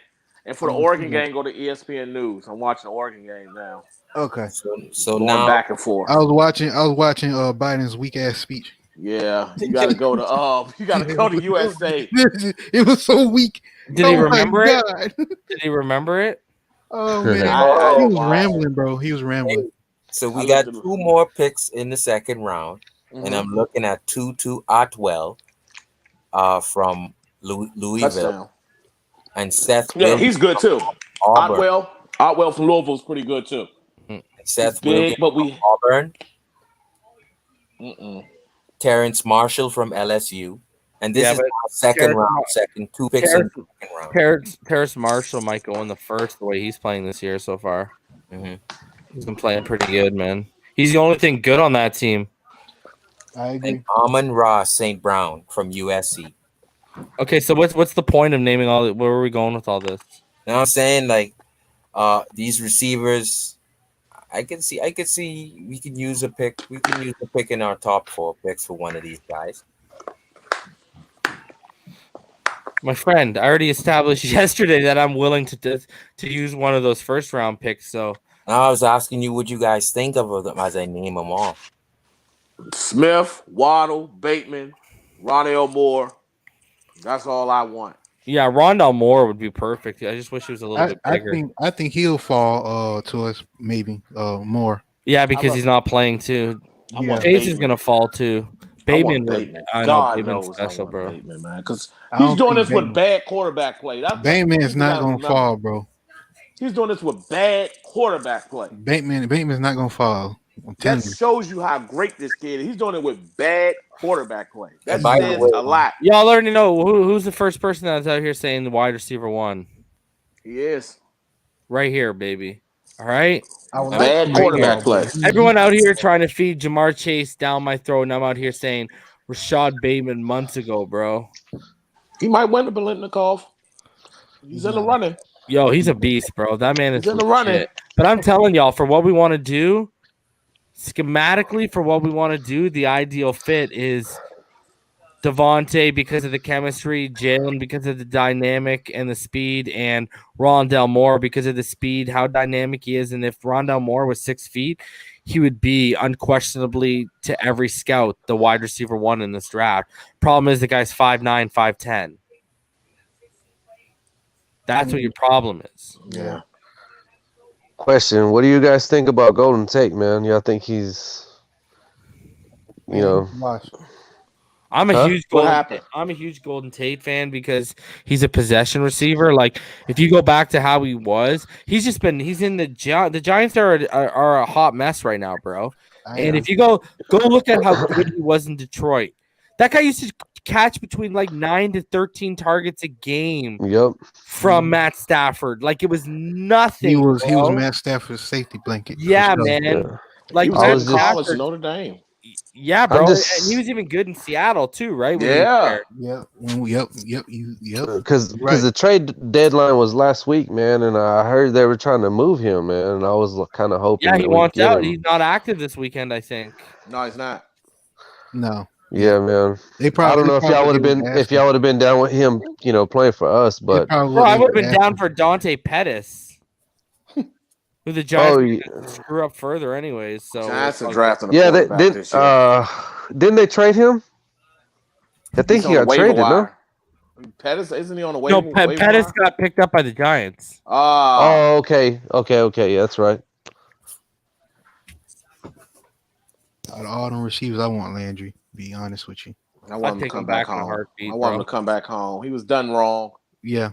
I want him Let's to come say- back home. Didn't he say he'll come back? Yeah, now Yeah. that Gase is gone. Now that Gase is gone. Yeah. He Yeah, Yeah, belongs but at what back. price, Bro, man? they What is did that him going to so- cost? They've been him so dirty, yeah, because they're in the playoff. It's over, right? Anyways, the trade deadline's done. Yeah, it's done. You know, when we did him so dirty, giving him that news when he's at like his charity, bro. Yeah, like, man. That's probably why Unbelievable, he bro. wanted Gase gone, 'cause I he hate knew Gase, man. He knew Gase was the one that wanted him gone. I hate Gase. He knew it. You man. know, Yo, what's Jazz, crazy, man? I actually like Tylan Wallace, and I actually brought him up to, I think it was Joe B or someone. Someone was asking me for guys like beyond the top 5, and Tylan Wallace was one of the guys who hovering around the number 10, just beyond or just in front of it mark. I like Tylan Wallace. He's a good player. Yeah, Good player, man. He's not gonna fall to us though if we make the playoffs. Well, you know, he's going to be – that guy's going to be potentially a late day 2 or early day 3 pick. I know that's what I'm talking about. The with our the second with our second round pick. I'm talking about because it's gonna go down if we make the playoffs. That's what I'm thinking about.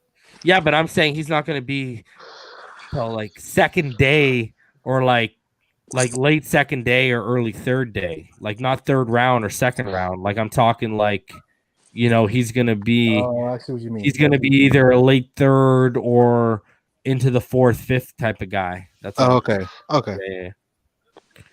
Yeah. Hold on a sec. EM Dolphin fan is asking for the link.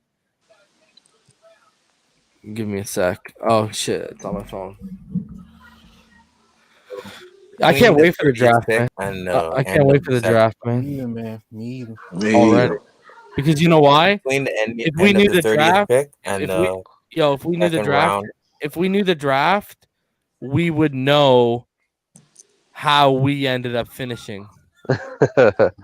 You know what I'm saying? And then you can all you have to 32. do is go down the list, see what you got to improve, and just get it done right there. Poppy Chulo, he says, what do you think about Florida Kadarius Toney? I was actually asked about him earlier, Poppy, on Twitter. I think he's quick. I think he's shifty. My thing is, again, he's you're talking about a mid to late round guy. You're not talking about a guy who's going to be. I want one of those first 4 picks to be a receiver.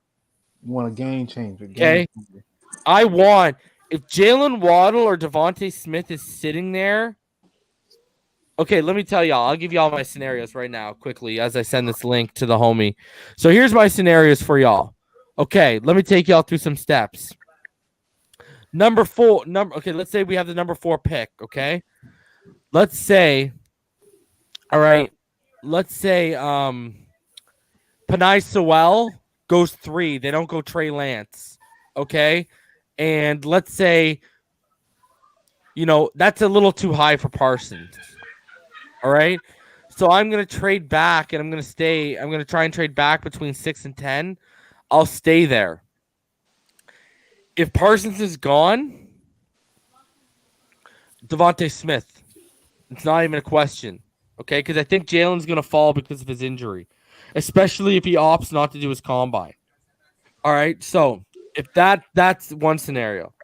Another scenario is, if I'm sitting there at 22, 23, 24, 21, 20, and Jalen Waddle and I've got a Panay Sewell or a Parsons or someone else with that first pick and I haven't addressed the receiver, I'm spending a little of my later capital, not my second round pick, but my later capital and even maybe some capital the following year, and I'll move up a couple spots to secure one of those 2 guys. Now, let's say those guys are gone, and now we're getting into the second round.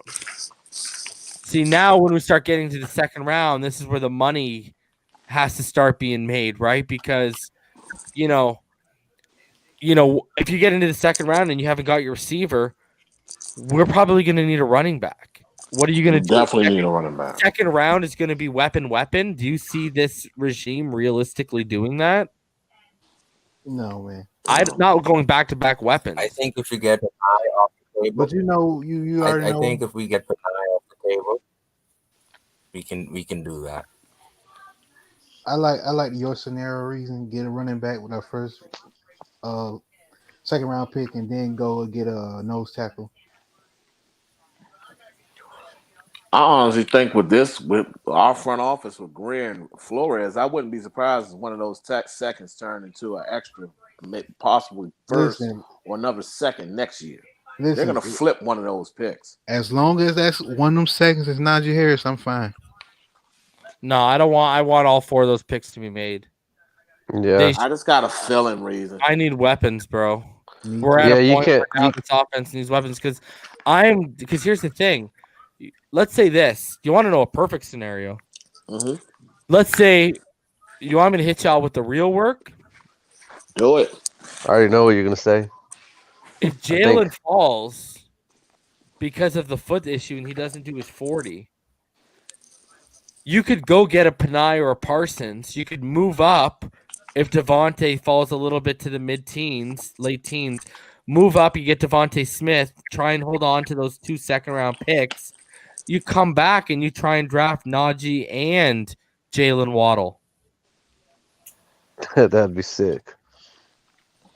I would love for it to fall that way. Look at the familiarity you got. Like, here's what I'm saying, okay? You look at this draft, okay? You look at Jalen Waddle with how he's falling with his foot. You look at the chemistry Devontae has with Tua. You look at Najee and Tua's chemistry. This draft is setting up with 4 picks in the first 2 rounds. We could literally, in one draft, turn over to Miami Roll Tide. I agree. Especially, show me you're all in. Like, here's my problem. Here's my problem with Carolina. Joe Brady was staring you right in the face. You could have said, why are you going to go to Carolina? We'll pay you more. It makes more sense for you to come here and be with Burrow than it does to be with Matt Rule. True. Come here. And that's the same reason I'm saying if I don't like what I see from Shane Gailey, go all in with Steve Sarkisian. I'm saying with the weapons here, we are at a point where, listen, other than a right tackle and a linebacker, what do we really, really need right now with how our defense is playing? Other than a nose tackle and a linebacker. It's just a nose tackle, man. We need depth. Speed. We need depth on the defensive side. And depth can be found in the later rounds. Yeah. Yep. My thing is like, I wouldn't even be mad if they go high on Devontae Smith. They turn around, they draft Jalen Waddle, they turn around, they draft Najee Harris, and then they move up and they draft a Chaz Surratt from NC or the guy I love from Missouri, Nick Bolton. And they solve the interior linebacker. And they say, yo, we're good on our offensive line right now. And then they try and draft like an Abraham Lucas if he slips to the third or something. But, something just needs to, we basically need a running back, a wide receivers. Yep. Okay. Plural. Right? We need a right tackle. I don't care what anyone tells me right now. From what I've seen, Robert Hunt's a guard. I was right. Tyler Shelby. Until he proves me wrong. We need a nose tackle, and we need an interior linebacker. And then the first depth piece we should be adding is a safety because we got nothing back there in terms of depth, right? Mhm. We've got special teams guys. But, I would not be totally mad if the first 3 picks or 3 of the first 4 picks are Alabama. Strong possibility. Yeah, I was gonna tell you reason because I know you've been asking me about Stearns, man. He's had some letdowns. He's got the body type for it though, man, to be a really good player. He's just gonna be a little bit of a project. He ain't gonna be ready to go right away. You can get him in the later round though. Yeah. If you do all those picks, he'd be I think all right he's gonna go in the for, second. I think he's gonna go in the second or the third. Yeah, I would say closer to the third round, but yeah. I was gonna say early third. Just because the safety draft is pretty top, the safety class is pretty top heavy. Yep. So, not like last year. This dude Justin Fields, man. I'm watching this dude, man. Highlights, man. This dude 15 to 17 for like 236, 3 touchdowns in the first half. Bro. Hey, we can draft this him. dude is not a man. This dude makes man, I don't want to. Here's the thing: another reason why Tua needs to work out. I don't have to worry. I don't want to worry about all of a sudden now we'd go from wasting go from using 2 top 5 picks in back-to-back years. I don't want to do that. I'm a Tua guy, so I'm confident he's gonna work out. God forbid if he don't. I don't want to do. I don't want to talk about that. Head, man. He's gonna work out. Yeah, I know he is. I'm locked in on Tua. I've been all in since that national title. Don't be like the other people on this platform. Never. I'll be honest. Never. The scar that I don't like to rip open again, but I have to. I like that we got to it, but that Antoine Winfield pick, man, if we would have got that dude. Oh yeah. Oh my gosh, bro. Why do you gotta keep? Why you gotta? hey. Here's another thing. Why do you gotta keep bringing up my hits, but the Dolphins misses, bro? Yeah, I know, man. Man, I love that. I want kid. You to realize awesome, bro. Imagine if the first round we came away with Tua, Tristan Wirfs, and especially with how Jesse Davis has played the last 2 games at left tackle, Tua, Tristan Wirfs, and Antoine Winfield at 30. If Noah bombs, everyone would be loving it. Everyone would be saying Reason. Even the haters would be like, Reason, you're a genius.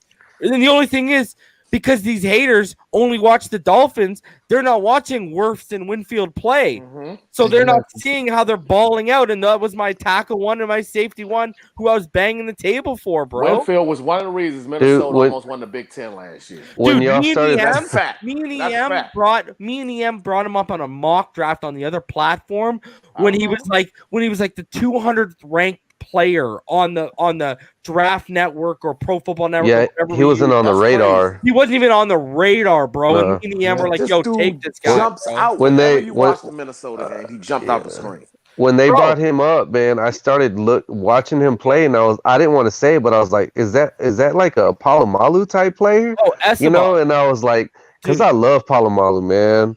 And if I could, man, bro, Dude, I'm Esteban, saying, when I hit up EM, and because I was watching some tape on him, and I was like, "Yo, peep this," and I sent him the link.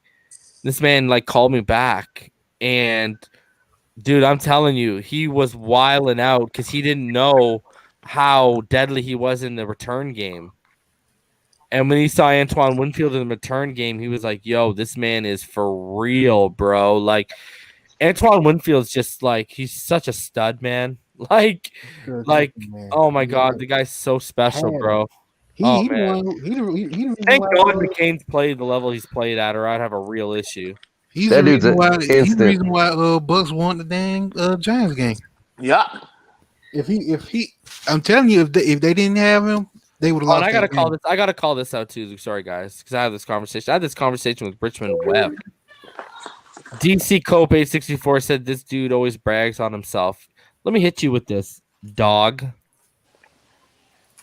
All right, talking about instances I'm right. Why do people make predictions? Why do people make assertions? Why do people stand on one side of the fence? To be right in the end. Don't see. Here's my problem. You know how you can tell when someone's insecure? When they're the first people to call out someone bragging because they can't decipher cockiness from confidence. Mm-hmm. Because I'm confident in my ability to watch tape, because I'm confident in my ability as a film junkie in this community, especially from what I've seen. What, that's bad? Man, all I gotta say about that. What I can't talk about how my OT1 and my safety 1 are playing off the charts right now. That's the most ridiculous statement. Why do you think people make big boards? Why do you think people make mock drafts? And you know what's crazy too? If you actually look up the players I identified that we'd go after to how the draft lined up, me and EM are our crazy success rate, and that's not bragging. That's fact. I mean, I don't know what you and EM called. Oh, well, I guess I'm bragging for EM now. Esteban will be the first to admit. Esteban, who was the first person talking about Byron Jones and Kyle Van Noy? Y'all were, man. No, This is not the thing me. with- That was EM. Oh, And yeah, that's right. That was And EM. I just backed EM up when EM said that. I was like, you know what? You're Yeah, right. EM's been he's been on point with a lot of that stuff. Yeah, man. With- especially bragging, man. They This call is the Aaron thing Rodgers. about EM. EM, when he was talking about scheme and player profile and body type, nobody on the other platform was talking about it. Let's check this. Look at this. Look at this ignorant, baseless statement. All you do is look at PFF and copy them out here, dude. Really? Have you watched my film analysis? Because there ain't no PFF in my film analysis.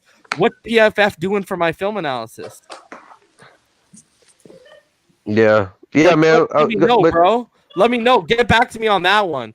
Because last night PFF don't do film analysis. So you let me know what your argument for that one is, bro. Look, man, this is all I gotta say. You can use all the resources you have, man. But at the end of the day, here's the better this is all I gotta say is question, go ahead. If I'm all these things, why are you even here watching me? Mm-hmm. I must be good at my job if you're sitting in my comments watching. Yeah, man. I mean, You know? I think it should be applauded because of the fact that this is what I see. I see that Reason and EM put in they put in work. Like we don't have anybody in the national media that's gonna tell you, that are gonna tell you about player profile, body type, scheme, technique, guys to look for, like ahead of the draft, a year ahead. You're not gonna learn that from Colin Cowherd. You know what I mean? People that they don't know what the hell they're talking about. Those guys, they'll irritate you because you can watch them and you can call BS right away. But when it comes to this person with this, I guess you could say he's being shady, man. I mean, you should applaud people like Reason and EM for the content that I'm not saying about that, bro. I don't want any of that. I don't want applause, man. What I'm sitting here and saying is, don't take your insecurities out on me because I've been right, and I talk about the fact where I've been right or where EM's been right. Don't take your insecurity. I mean, I don't know whether this guy's wrong all the time in his life, or his wife always tells him he's wrong, or his mother always tells him he's wrong as he sits in his basement. I don't know what his deal is. All I'm sitting here and saying is, man, you're sitting here in my comments We are what? An hour and a half into the stream. Good chance he's probably been sitting here for the whole time. Why are you sitting here if this guy's trying to pay me as a fraud? Why are you sitting here in my comment section and watching me and spending your time if I'm that fraudulent? I mean, if you want to talk about a fraud, we don't got to go down that route, but I can tell you episode 36 full story will show you what a fraud is, and it ain't me. Because I'll tell you right now, and I'll lay the hammer down, I'm the most transparent motherfucker in this community. Hands down. And everyone on this panel right now has been backstage and will agree with that statement. That ain't even close, man. So, I mean, there ain't no fraudulence over here, man. What you see is what you get. I'm not one of those guys when the camera turns off, I'm a totally different person. So, I mean, and let's not talk about egos, because y'all got someone out here y'all follow that wants players traded and calls players busts and wants them to fail because he wants his ego to succeed more. He wants to be right more than seeing this team succeed. He puts ego over logo, and y'all out here calling me because I spend time educating and I copy PFF. Last I checked, PFF doesn't do film analysis. How am I doing a film analysis off PFF? Off film that's fresh. I mean, miss me with that. That's the weakest argument I've ever heard. So, like, dude, just because you see me and EM talk about PFF grades, which last I checked, Damien, I know, and Pyro, I know you guys are here probably the most consistently out of all the people on here. Haven't me and EM been pretty critical of PFF this year? That's what I wanted. That's what I was about to say. I can name more than 10 to 15 times y'all been critical on PFF on the ratings they have gave our players. Haven't I been saying, okay, first of all, what's our motto? All 22 or nothing. Haven't I been saying about PFF, how are these grades coming out before the all 22 is? Yep. Haven't I been saying, especially with the offensive line, I want to see what the criteria is? Yep. Yep. For a couple of weeks now. Yep. Thanks to season started. So what kind of argument is this, bro? Like, this is it, bro. Yo, y'all need to go back to your dark side of social media. See me? This is smiling because, yo, the haters don't get me down because I don't know if y'all been watching the sub count, but y'all been in the little corner trying to hit the dislike button, and that sub count keep on rising like a loaf in the oven, baby. That's right. So I don't know what to tell y'all. Y'all can keep hating, and I'm just going to keep stating nothing but facts over here on Finside the NFL. And, I mean, it is what it is. Blessed day to even my haters because y'all can't stop me. It is what it is, bro. So pound that dislike button as much as y'all want, haters. And all y'all who show love and appreciate the content, love always outshines the hate. So smash that like button, man. That's all I got to say. It's crazy though, man. It's crazy going all the way back to last year though. Reason because you guys like almost a few months out before the draft even started, man. Y'all got a lot of it right, man. Even just with the and then what happened in free agency, man. Crazy, man. Bro, and I'm not looking I appreciate everyone who's showing me love right now in the comments. Sorry to cut you off, Esteban. I just got to say this. No, that's cool. I appreciate everyone showing me love in the comments. Yo, I don't honestly, guys, I appreciate the love, but I didn't say all that or do on that tangent or that rant to get that. Yo, I just do this because I want y'all to be informed because I know y'all are craving that content for what Esteban was talking about early.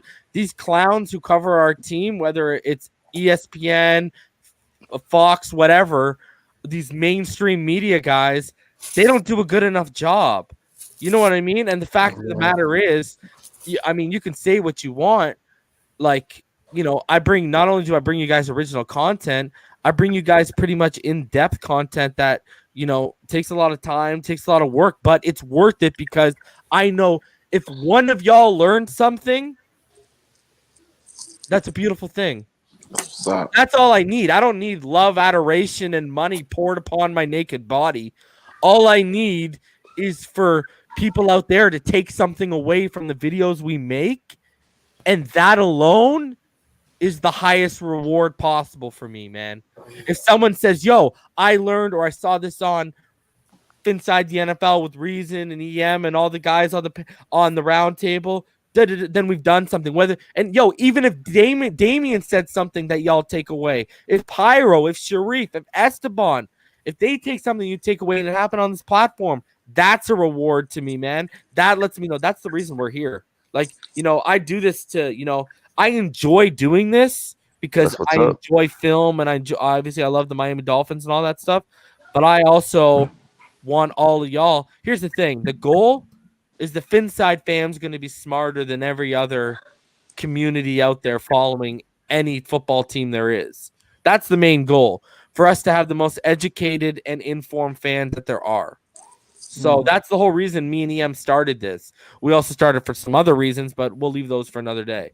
But that's what we do it, man. It's all about, we want y'all to sound like the smartest people in the room when you talk with your friends or your relatives or your in-laws and they're fans of another team. We want you guys to sound like the smartest people, not those fools. And I take that back if you love any of those people. So, but that's the whole point of this, man. This ain't to stroke an ego, man. This ain't to stroke an ego at all. So, I mean, I've told y'all before. I've even said remember, I said if Josh Rosen works out, I don't care, right? Because I put the logo over ego. I've said multiple times, I don't care if he's white, black, brown, purple, yellow, orange. I don't care what his skin color is, as long as we get elite play from that position, from the player, and we win. That's all I care about. Because why? Because I don't let my subjective opinions get in the way. It's like this. If I was coming from the subjective and from my heart, you really think I would have picked Arizona to lose this weekend? I mean, to win this weekend? Hell no. We would go 16-0 every year, according to me. But I can't be like that, man, because that's not fair to you guys, because I'm not being honest with myself and I'm not being honest to you. So I'm different like that, yo. I'm built different, man. So don't come at me with none of that nonsense. If you're gonna come and you're not gonna be appreciative, at least, like, I don't even know why you're here, man. So DC, whatever your name is, D Cope or whatever, man, I hope you cope with the fact that you just caught the axe, my friend. That was a good one. I like that. So, anyways, where's the EM at, bro? This man tells me to send him the link and doesn't show up. He in that comment. Yo, shout out. Is he in the comment section? Yo, where you at, bro? You tell me to send you the link 24 minutes ago. I'm in a mood right now. Holla at me. Yo, we just got a PayPal donation. I just want to give a quick shout out to the PayPal. EM, it's just nonsense, bro. Nonsense. People out here mad when we start talking, getting their feelings when we start talking about draft predictions or free agency predictions we made that ended up being right. So Alex Perez sent $12.53. He says, I'll leave out the first letter. He says, "Uck the haters, bro. Just started watching you. You are the only channel that actually knows there, and I'll censor this as well, ish." And if y'all don't believe me, there y'all go, so y'all can look that I wasn't just gassing myself up. That someone was saying I know my stuff. All right, you know. Dade Baby says, "Reason act like he from Miami Dade." Guys, I gotta head out, but I just want to give a shout out to EM and the Dolphin fans out there, and I want to give my prediction. Can I do that, Reason? Go ahead, brother. All right. I unfortunately, Kyler Murray. I think the last team that played them is still trying to catch him. I'm gonna be real and say, hey, the Dolphins made scrape. I hope we win, but I don't think you're gonna, because they got a veteran playing slot. They got DeAndre Hopkins and Isabella. I think the little Andy guy. Isabella. Yeah. Oh man. Larry Fitzgerald and Andy Isabella primarily, because they run primarily. If you look at their offense, because I went back and I watched some of their games or whatever. If you look at their offense, it's primarily they run a one-man person. They run a one personnel, and a 10-man personnel. So that's basically their mainstays. They love the 4 receiver sets. Wow. And I've seen it. It only takes 2 seconds for Kyler Murray to make a decision. If he doesn't see anyone and he doesn't like it, this dude takes on another shift level of speed where if we zero blitz him and he gets out of the crack, this dude is going to be hitting his head to the goalpost. So, you know, and hey, you guys take care. We'll tomorrow Did you give us your at prediction? I don't think you gave us your prediction, He didn't Sharif. give us a yep, score. Arizona wins 21-20. But Wow. Tight but yet at logical. 12 I p.m. The like tomorrow, Dolphins cover the it. spread. Say again, Sharif. dude, I watch Kyler Murray highlights just to make sure I Bro, know what don't be I'm coming on here dealing with. talking about all. It's all 22 or nothing. I don't want to hear about no highlight package. All right, are you Yeah, out of here, it Sharif? is all 22 or nothing. Of course, brother. You're out of here. You said right. Yeah, you guys take care. Okay, buddy. Have a good Tomorrow, one. I guess we'll catch up and all Yeah, right, bro. man. All right. Yo, EM. Reason 13. What's going on, homie? Bro, dealing with the haters, bro. It's always, bro. You always gonna have them haters, man. You know what it is. Always. There it is. There it But let's is. but I let's don't hear it, care. bro. I want to hear your thoughts on Merritt, and I want to hear your thoughts on Jackson. Very good to hear Austin Jackson is back. I think that's gonna help tremendously. Jesse Davidson go back to his natural position right now. I think man, that's a tremendous help right there. But I didn't, to be honest with you, I'm glad Austin Jackson is back. But in terms of the Cardinals' pass rush, I wasn't really too concerned um, because Chandler Jones is on IR, so he will not be playing tomorrow. Mhm. So not throwing shade at not throwing any shade at any other of their front seven players, but he's the only one, to be honest with you, in their front seven that I was really concerned about. But Austin Jackson definitely, again, natural position. We all saw how the offensive line was playing as a whole. I'm sorry, Reason. Hang on one second. No worries. I'm a fan of Jordan Hicks, so I get what he's saying though. My thing is Jordan Phillips. I know he's questionable. I think the last we checked. Let's hope he doesn't play because for some reason every time that guy plays, he shows up against us. Yeah. So I'll be honest with you. I'm hoping Jordan Hicks, is minimized because he's a pretty good linebacker. Everyone sleeps on him. Corey Peters is decent. But I agree. They don't really have anyone in the front seven that really keeps you awake at night. So it'll be interesting to see how that front holds up against their front. My And bad, homie. EM, Sorry about that. what's good, homie? Sorry about that, bro. But yeah, man, I'm glad he's back. We all know the offensive line play when he's in the lineup. We know what he brings. So I think it's going to help tremendously. But at the end of the day, like I said, man, I wasn't too concerned with Chandler Jones being on IR. I really wasn't that concerned about their front seven. But Kirk Merritt, you got what you wanted, homie. You've been driving that Kirk Merritt train since day one, I must admit. And it'll be curious to see exactly what his role is. You know what I mean? I'm not, we all know how I feel about this kid's potential from an athletic standpoint, but it'd be interesting to see what his role is tomorrow. I want to know where he is. I want to show you this, bro, because I don't know if you saw it. This was from his agent, and this was from October 21st, so like 2.5 weeks ago, okay? Mm-hmm. He said, when Kirk Merritt gets his opportunity to get on the field, he won't come off. Getting better every single day, going against two of the best corners in the game. Can't wait to come back to this tweet one day, because I made the point earlier. What no one's talking about, EM. He's on the scout offense. Who do you think he's going up against? Yeah, this is true. But the question you have to ask yourself, is he What's the reason why he's brought up? Is it because of just to have a body, or is he up to speed? Well, here's my thing.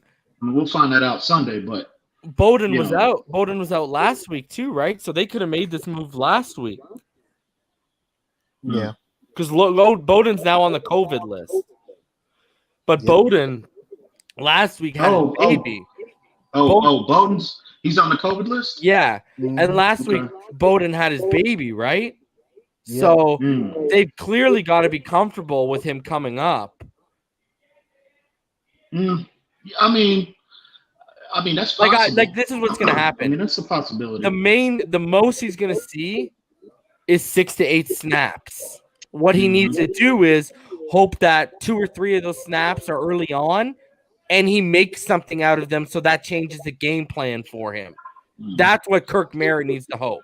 Yeah, I'm just saying. I'm not going to get too excited.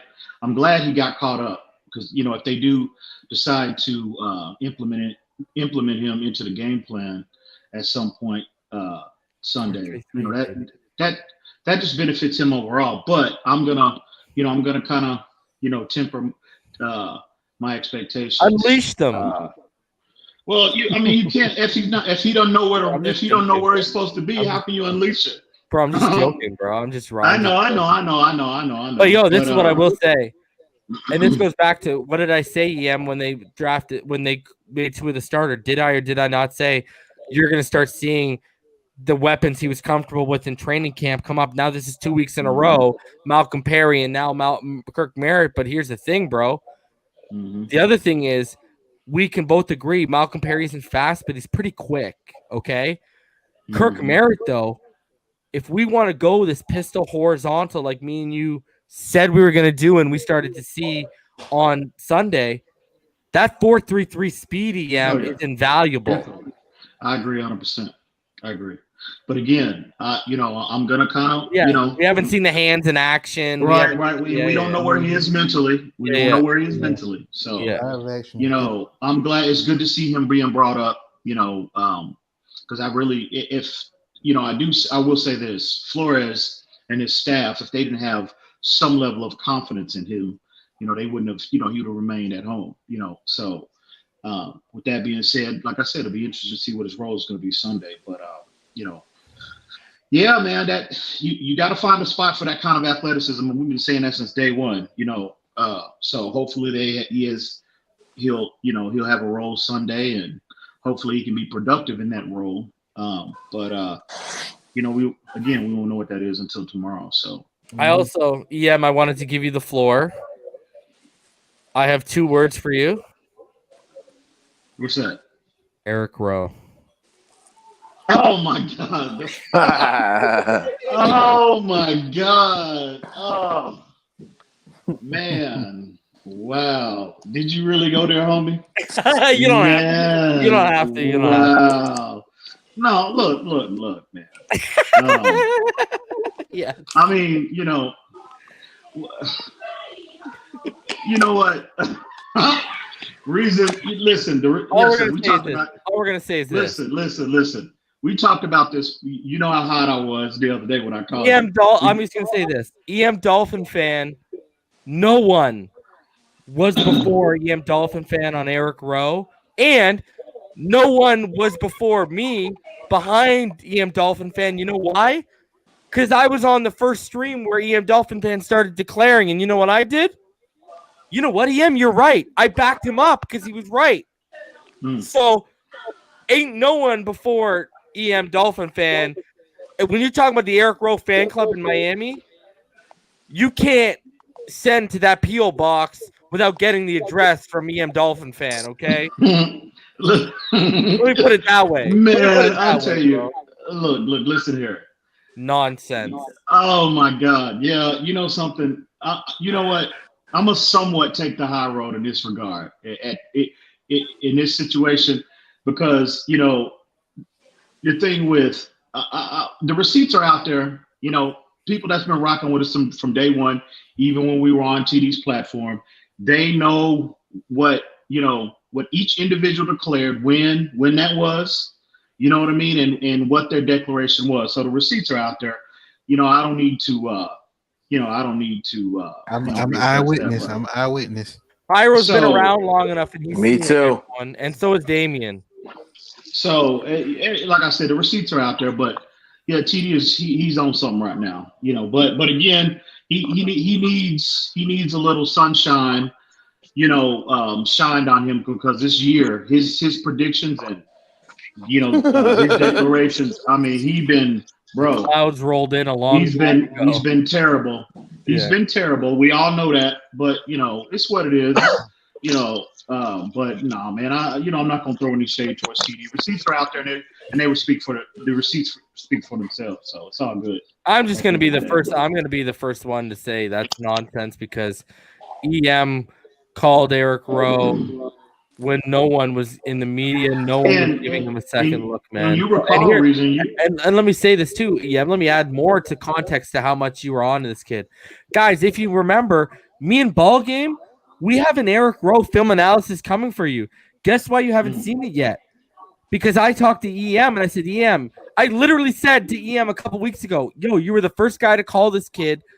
Are you sure you don't want to be in on it? And EM said, you know what? Wait till work slows down so I can be in on it. Because EM was the first, and I'm giving him that courtesy and that respect. Why? Because EM was the first one to call it. That film analysis would already be out.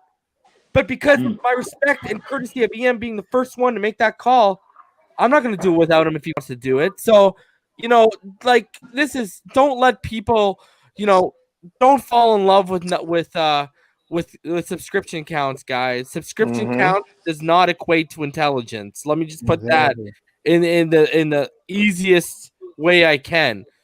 And you know what? That's to come out here. I've told y'all before, klepto tendencies. I'm telling y'all, klepto tendencies. I ain't been lying to y'all since I said that back when I caught them plagiarizing the Draft Network. Now they're straight up. They were jacking our format. They were jacking our thumbnail. Now they're out here trying to jack EM's mind now. Oh my God, that is funny. That is funny. Next thing you know, me and EM are gonna have to fight off body snatchers. That's the next level.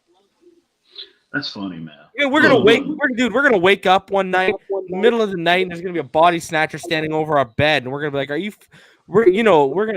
serious? This has come to this? That's exactly what we're gonna say before we meet our end. Tell you, man, somebody gonna come around here with a YouTube video, pointing their finger, talking about buffoonery and stuff. I'm like, what the hell, bro? I that's the next level. I'm surprised he hasn't put out a shirt saying buffoonery yet. You know what? I'm gonna stick to what I said. I'm not gonna address TD publicly until he calls me out, calls my name, specifically. So in this particular instance, he didn't call me out specifically. So I'm gonna take the high road. But the receipts are out there. The receipts will speak for themselves. So I'm not, bro. Look, I just don't like my boy being done wrong like that. I hear you, bro. It's all good. And reason, I'm glad you brought that up. When we talked privately about, in the early stages of just when we're in the infancy stage of, inside the NFL, how we wanted to just, number one, be educated, because we don't know everything. You know what I mean? And then two, we wanted, if we can educate somebody, at some point. And that's primarily, I just want to contribute to educating our fan base as much as possible. And, if you like, our analysis, fine. If you don't, that's fine as well. But I'm glad you brought that up about if we can just influence one person, in a positive way, in terms of, they can look at and analyze the game from a different perspective, from a, Sports Center 2 a.m. highlight Madden Ultimate Team perspective. Yeah, I agree. That was our goal. So if we're able to do that, I'm good. I'm not trying to stick my chest out and act like I know everything about football and I was right. No, I'm not about that, bro. It's just, again, we all know we have the tape out there, we got the receipts out there, and they speak for themselves. So, bro, I've told you this. I've told Richmond Webb this directly to him. The only professional opinions out there are players who used to play, and even some of them aren't the smartest in the world. True that. I would agree. Right? Teddy Bruschi looked horrible talking about the Dolphins last week. Well, yeah, his but prediction. like you know, all these other guys on ESPN or whatever, all we're doing is giving our best educated guess. That's all you're doing. Yeah. Like, you know, other than that, you can't call it a professional opinion because none of us have played it at the NFL level. And last I checked, you got to play it at a professional level to give a professional opinion on a profession. You know what I mean? Like, so, I mean, you know, and like I said, even some of them, you could tell they're meatheads. Like a doorknob is smarter than them, right? So, but they probably just get the game, right? Like they just probably just get the game. That's all. But so, you know, I don't get caught up in that. You know, I just let that person know because my thing is like, why are you watching? Like, you know, why are you here watching? And, you know, and my thing with this whole thing being called out right now, in what terms happened of the person, earlier, bro? Oh, some person just came in here. What was I bringing up, guys? I brought up something I was right about. We were right about. I brought up something me and you were right about. Talking about your draft analysis. Oh, I was talking about Winfield, I was talking about Wirfs and Winfield. Yeah. And how if we would have got Wirfs and Winfield with Tua, you know, all these haters would be coming out here and being like, "Oh my God, Reason's a genius." You know what I mean? With Tua, Wirfs, and how Winfield's playing as well, right? They'd be like, "Yo, Reason's a genius," you know. But and then some guy in the comments was like, "Oh, here we go, bragging about himself again." So I let him have it, bro. I just said, "Yo, man, like, don't get mad at me because you can't decipher confidence from cockiness, right? You know, this is showing your insecurities, right? Either your wife tells you you're wrong all the time, or while you're living in your mom's basement, she tells you you're wrong all the time. But don't take that out on me because I'm right. You know what I mean?" And I told the guy, why do people make big boards? Why do people make mock drafts? Why? It's because they're making predictions for what? So they can check back and see how right they were. The whole point of the thing. Why do you go read mock drafts? So you can see not only the players, but how right is this person going to be? Like, come on, bro. Like, let's not stop playing this ignorant-ish, bro. Like, and I just let him have it, bro. Like, don't take it out on me that I'm a film junkie and I can watch film because he said, because this is what he said. He said, you just copy and paste PFF.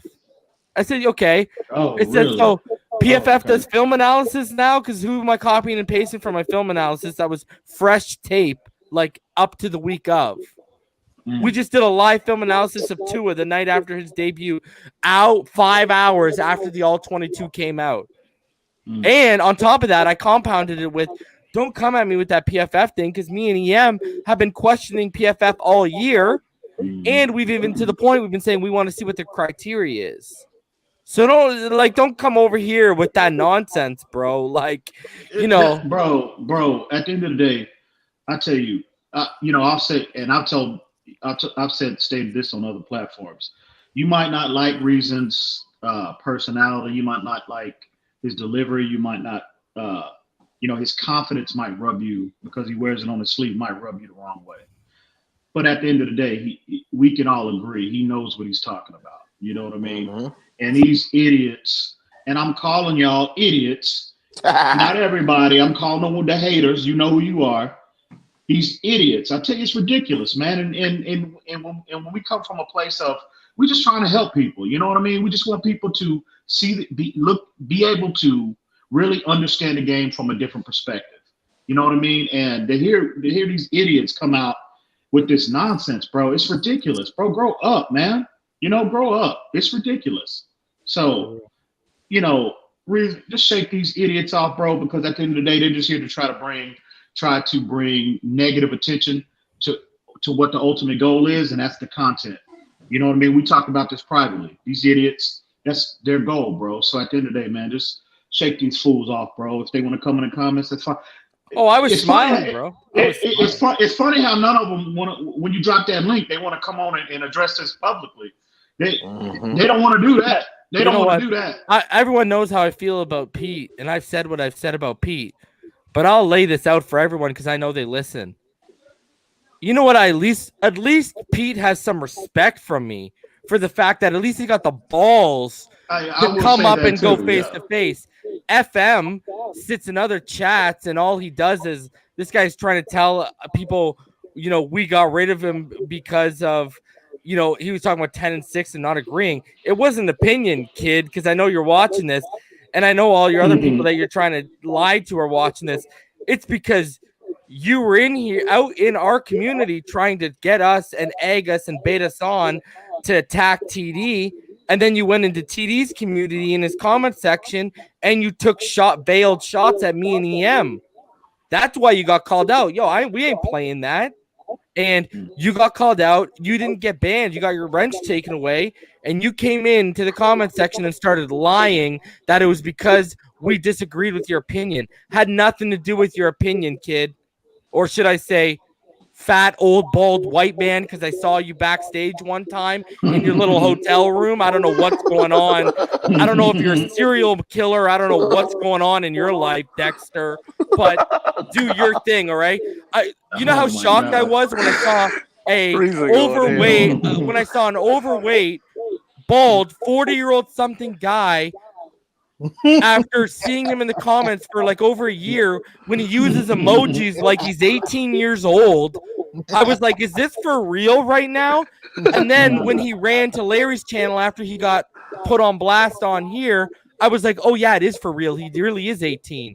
So FM, we see you in your little chats trying to spin your little false narratives. Here's the thing, homie. You try to tell everyone we're posers, and you try to tell everyone we don't know what we talk about. But aren't you the same dude who used to be in the comment section telling everyone we were the best podcast on YouTube? Facts.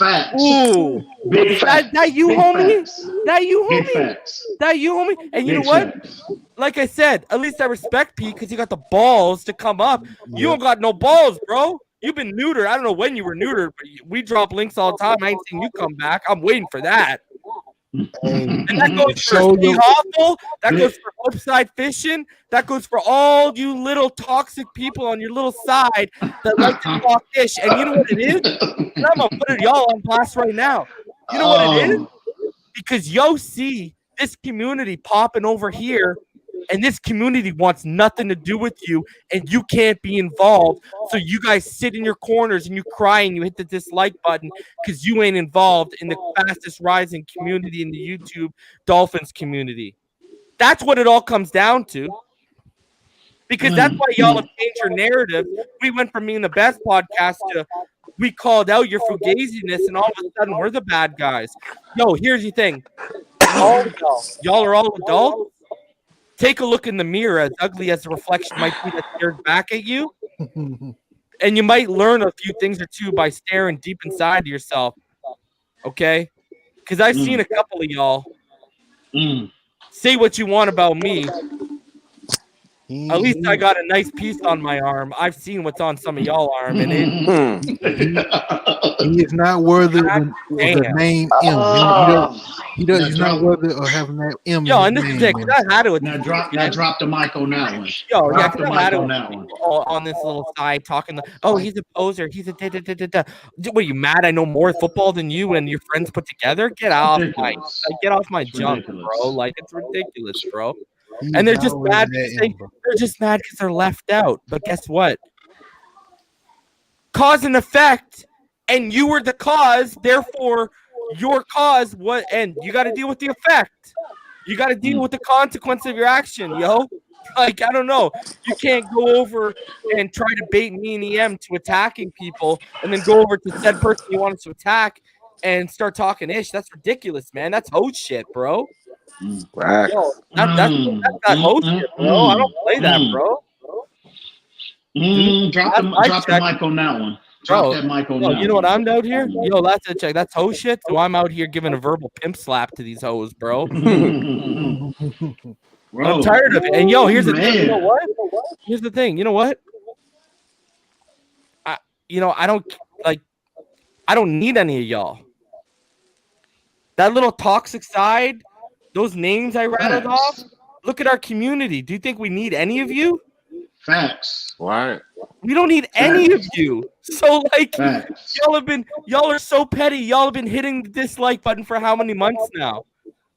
Because either A, you have no lives, or B, we're literally so rent-free in your head right now that EM is in your bathtub with your wife taking a scrub, and I'm going through your fridge right now looking for something to eat.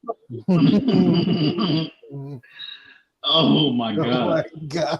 There you go. Real talk. And I don't even care about the views on this episode, bro. I don't even care about the views on this episode, bro. What a way to kick this weekend off, baby. It was needed. Man, it was needed. You got it off your chest, man. You got it off bro, because I know they're all watching, bro. So I'm gonna address them, bro. And that's gonna be. And you know what? I hope y'all enjoyed that little 5-6 minute rant, because that's the last time any of your names will ever be dropped on this channel. Here and now, that's over. Y'all cease to exist. Poof, vamoose, son of a bitch. To quote Hope. All right. He must have really been, whoever that was, must have really been acting a fool earlier. Man, I'm sorry I missed that. I really am. I'm sorry I missed that. Yeah, I know. I'm just, yo, I gotta air it out, man, because you know how it is, man. You know what though? You're right. Sometimes you gotta, man, pardon my language, but sometimes you just gotta let a motherfucker know. You know what I mean? And I agree with that. Sometimes you have to do that. Yeah. That's the only thing they understand. That's the only thing they're willing to, you know, abide by. Sometimes you gotta let a motherfucker know, period. Pardon my language. No disrespect to anyone. I'm sorry, guys. But all good. You know, sometimes you just gotta do that. And I am sorry I missed that. I really am. Bro, tonight we saying fuck the haters and fuck the monetization, bro. That's what we're saying, bro. Go in, baby. That's what we're on the backstage shit, right? And I know what it is, man. I know what it is. They all now they're gonna go run tell that. They're gonna go run tell that now. Yeah, that's fine. Go run and tell anybody you want to go run and tell. Period. And tell them my offer of breaking down film 1v1 stands. No notes, just straight up raw, baby. Let's go. Any one of them, baby. You can put them together. You can bring on a council of them, and I'll still take him to school, bro. It'll be Luke Skywalker versus a bunch of bro. All right, man. So the homie is. Well, I ain't seen Reason round up like this in a minute, bro. Man, y'all think this is something you should get him round up privately. You should hear him privately. Oh my God, this is a scaled down version of what I'm used to. Oh yeah, man. It's all good though. Oh no, Kel, this isn't even about TD, bro. This is about like the minions. That's what we call them. We call them the minions. That's literally what they are, man. Yes. All they do is do the bidding of all these other little people, and they look as scary as an actual minion does. So that's why we call them a minion. Hey, Bald is one too. Yeah. And FM legitimately looks like a 45-year-old minion. So oh my God! At that moment, I gotta air this out, bro. I want everyone. There's 130 in the room right now. Pound that like button, because I gotta air this out for a sec, bro. I want y'all. Yeah, where you at? Go. Just say what you got to say. Where you at, FM? Bro, please. I want to see you stick that chest out right now. Come on, man. Don't run. Don't run other platforms and run your mouth. Come with it. Bring it. Oh, and if you're watching right now, go get your Walmart Wi-Fi working. And I'm dropping that link, and you can hop in right now. There's the link right now. I'm ready for it right now, yo. Let's go. Man. You bro, need, hey, I want y'all. Name that film, bro. I want y'all. I'm gonna walk people through what happened that night. Okay. So it was one of our famous backstage little get-togethers. There was like 5 or 6 of us. So, guys, when StreamYard happens, I can see up to 10 boxes. I can see boxes pop up at the bottom. So I see FM's box pop up, but it's an avatar. My word, that thing changes, and y'all know how I know he's in a hotel? Y'all know when you walk into a hotel, when you walk in the room, usually to the right, there's that little hanger thing where you can put like your shoes, and sometimes you find the iron on top of there. Yeah. In the safe. And the safe. Boom. right there, right? Okay, I see that right there. Then behind him to left, I see the bed, and then all the way back at the behind the bed is a bathroom. So I'm like, yo, this man's in a hotel room, bro. And I ain't lying to y'all when he looks like a 45, 50-year-old minion, but it is what it is. But, like, you know what I mean? The shock that ran through my body from a man who uses emojis like he's a 16-year-old high school female. I was just like, Jesus. I was shocked, bro. And then his internet crapped out because I guess he was on hotel. Well, hotel is probably a big word for FM's budget. Motel is probably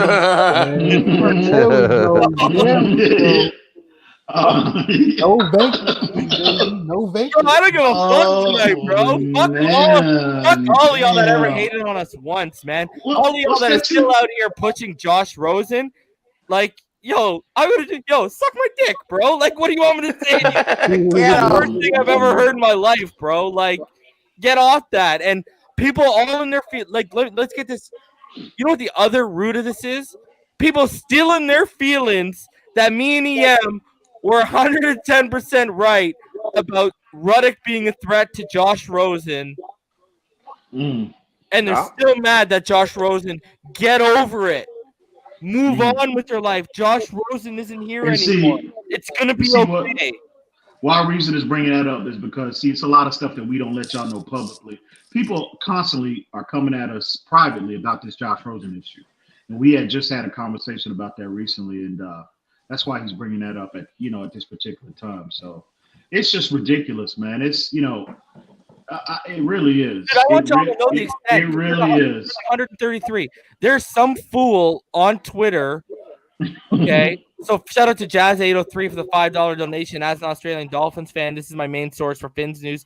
Thanks for the great content. Reason EM Fins up. Appreciate you. Shout out to you, homie. Shout out to you, appreciate you, man. Shout out. But yo, I want y'all to realize people are so hurt about the Josh Rosen thing that if y'all remember back in training camp when I called out Omar Kelly for leaving certain excerpts out that everyone else was reporting about Tua, someone literally cut that up and posted it on Twitter and tagged me in it along with Safid Dean, Dave Hyde, Omar Kelly. Like, that's legit how mad people are over the Josh Rosen thing. Like, people will go to an extent to try to bury you to Miami, South Florida media members. Like, yo, pardon my French again, but how fucked up is that? How much time do you have in your life that you go through and you cut that up and then you go and you make a Twitter post about it and you tag people in it?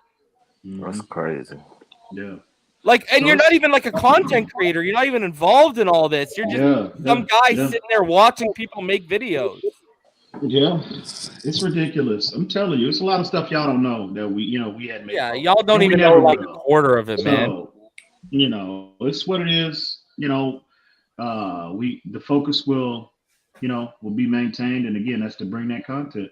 You know what I mean? Keep bringing that fire content, and it'll always speak for itself. That's something me and Reason say we preach constantly. The content will always speak for itself. So, and I appreciate taking I apologize for taking a Dolphin-centric podcast off the rails a little bit there, guys. But like, these people,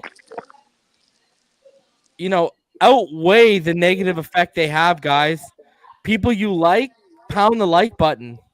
Like, get rid of these people, man. Like, don't engage it. Like, you know what I mean? Like, talk with them, but don't engage in the nonsense. You know what I mean? Like, I will never tell anyone who not to and who not to talk to or be friends with or whatever. But some of these people, guys, whether it's false narratives or whether it's them wanting to be right instead of the franchise being successful, they will lead you down wrong paths off their subjective opinion. All I'm saying is be wary of that kind of stuff. That's all. Facts. True. So never. Go ahead. I just can't believe, that,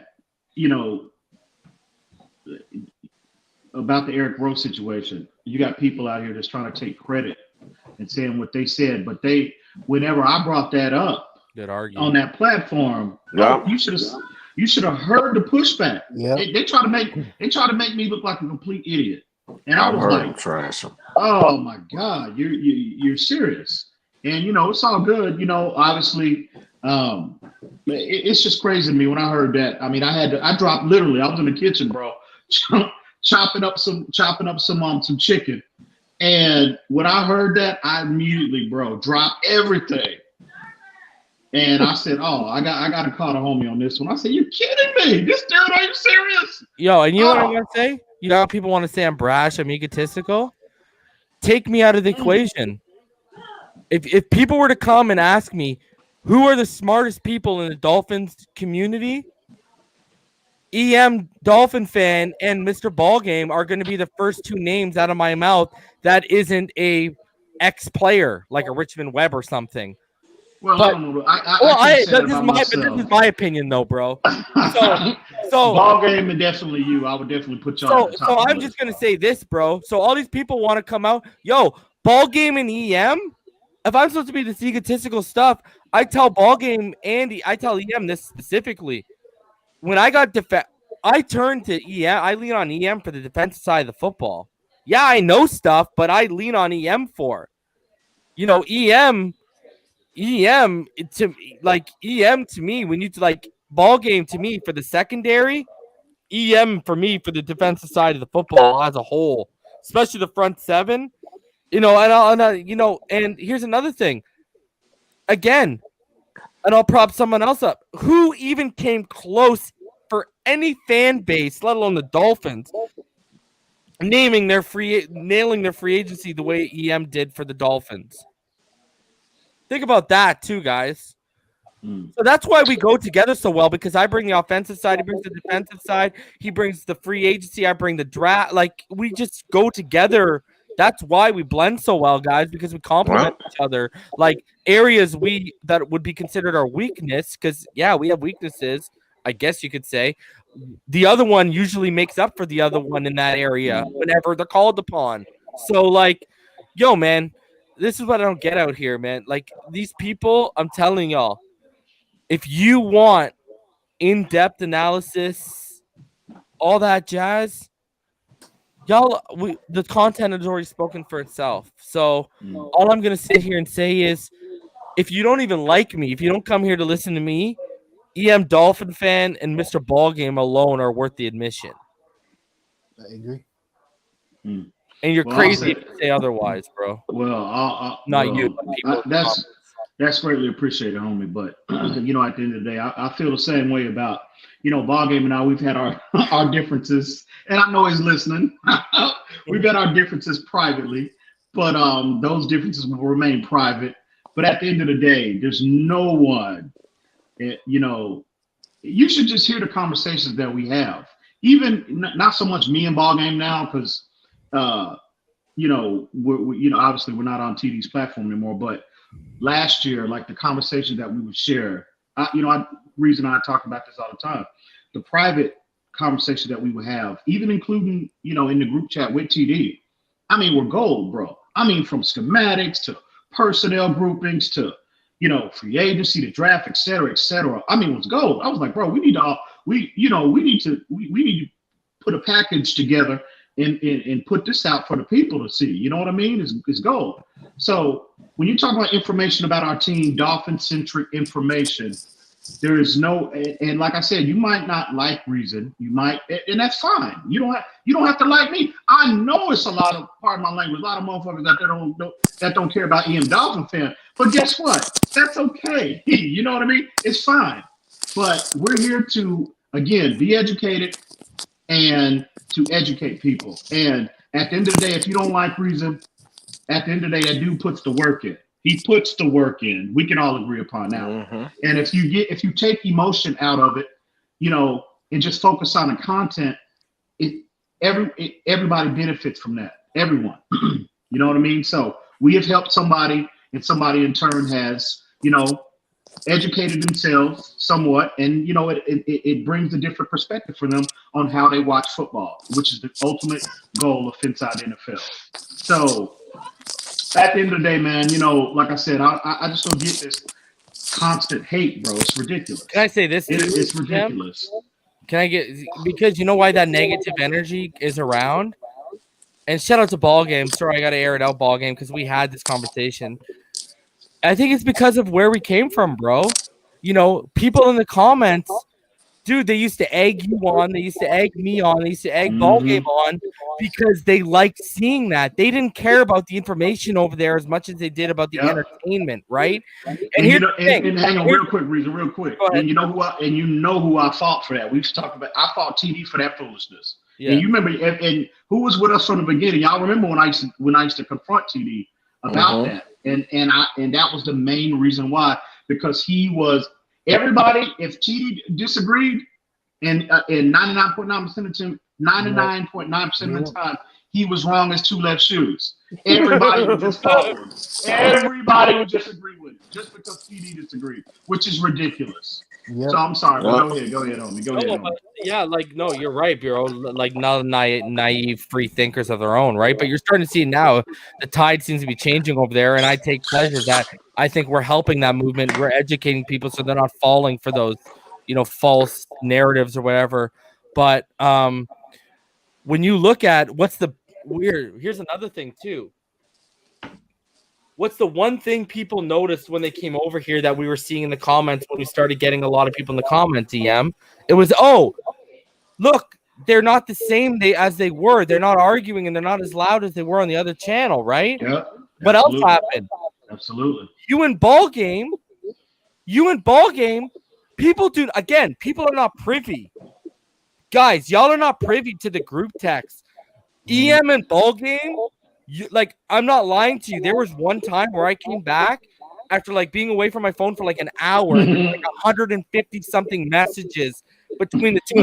I remember one night they went into like 4 or 5 in the morning. These two were going at it. Like they used to go at it. Here's the thing: when we left there and started our own thing, and ball game became a part of the Finside family, all that changed.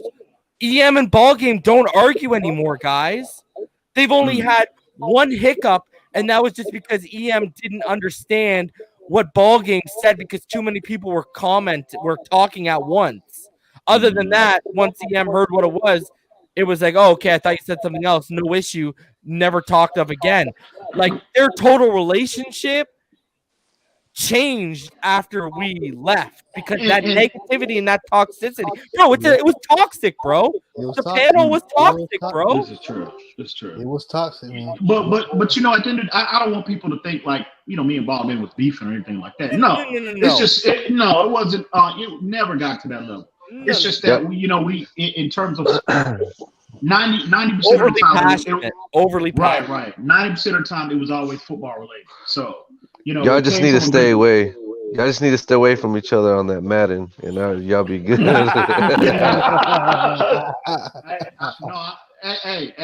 I got once that PS5 drop, I definitely need to get back on my grind for sure, because I got a lot of ground to make up for sure. He got me. So, but it's never. But it never beats listing our flaws, bro.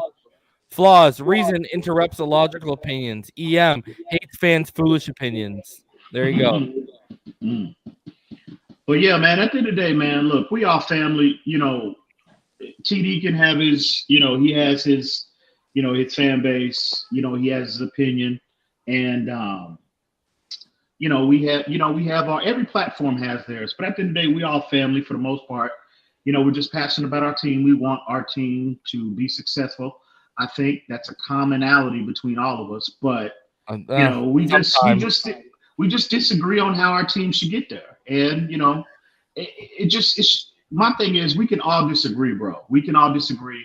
That's fine. But it's the toxic. It's the DM, the constant DMs. People bringing up nonsense. That's just unnecessary. You know what I mean? Totally unnecessary, dude. And hey. If people have heard our arguments before, they would think, how can you guys be friends? Oh my God. Hey, don't even say a damn word right now, because I know what you're about to mention, bro.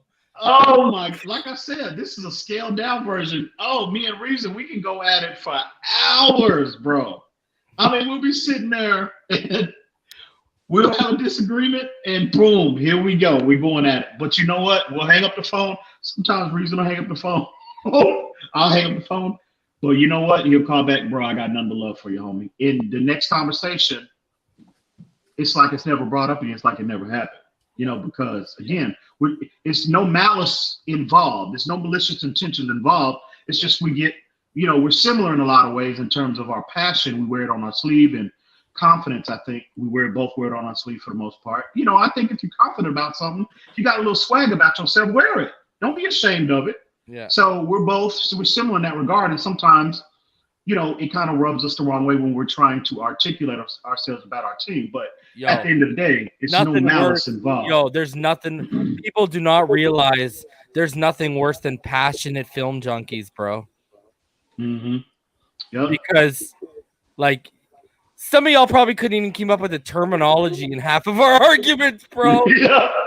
And again, and as far as film junkies, that term, make no mistake about it, that term film junkie, that is the definition of Reason 13 when it talks about film analysis, because that dude, he puts that work in. He puts a hell of a lot more work in than I do, because again, I don't have the time. A lot of people that know me personally, they know my schedule and whatnot.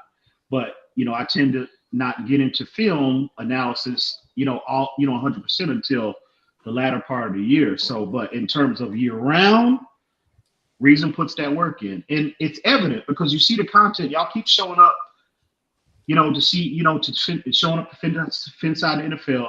You see the content, again, the declarations speak for themselves. So for all these people out here that say you copy and paste it, no, bro, that's ridiculous. It's ridiculous. Reason, he is the film junkie. So, a lot of times, and when we're arguing privately, I have to make sure I know what I am. I am crossing every T and dotting every I, because if I haven't, he'll call me out on it, and he should. You know what I mean? Because it's all about factual information on this platform.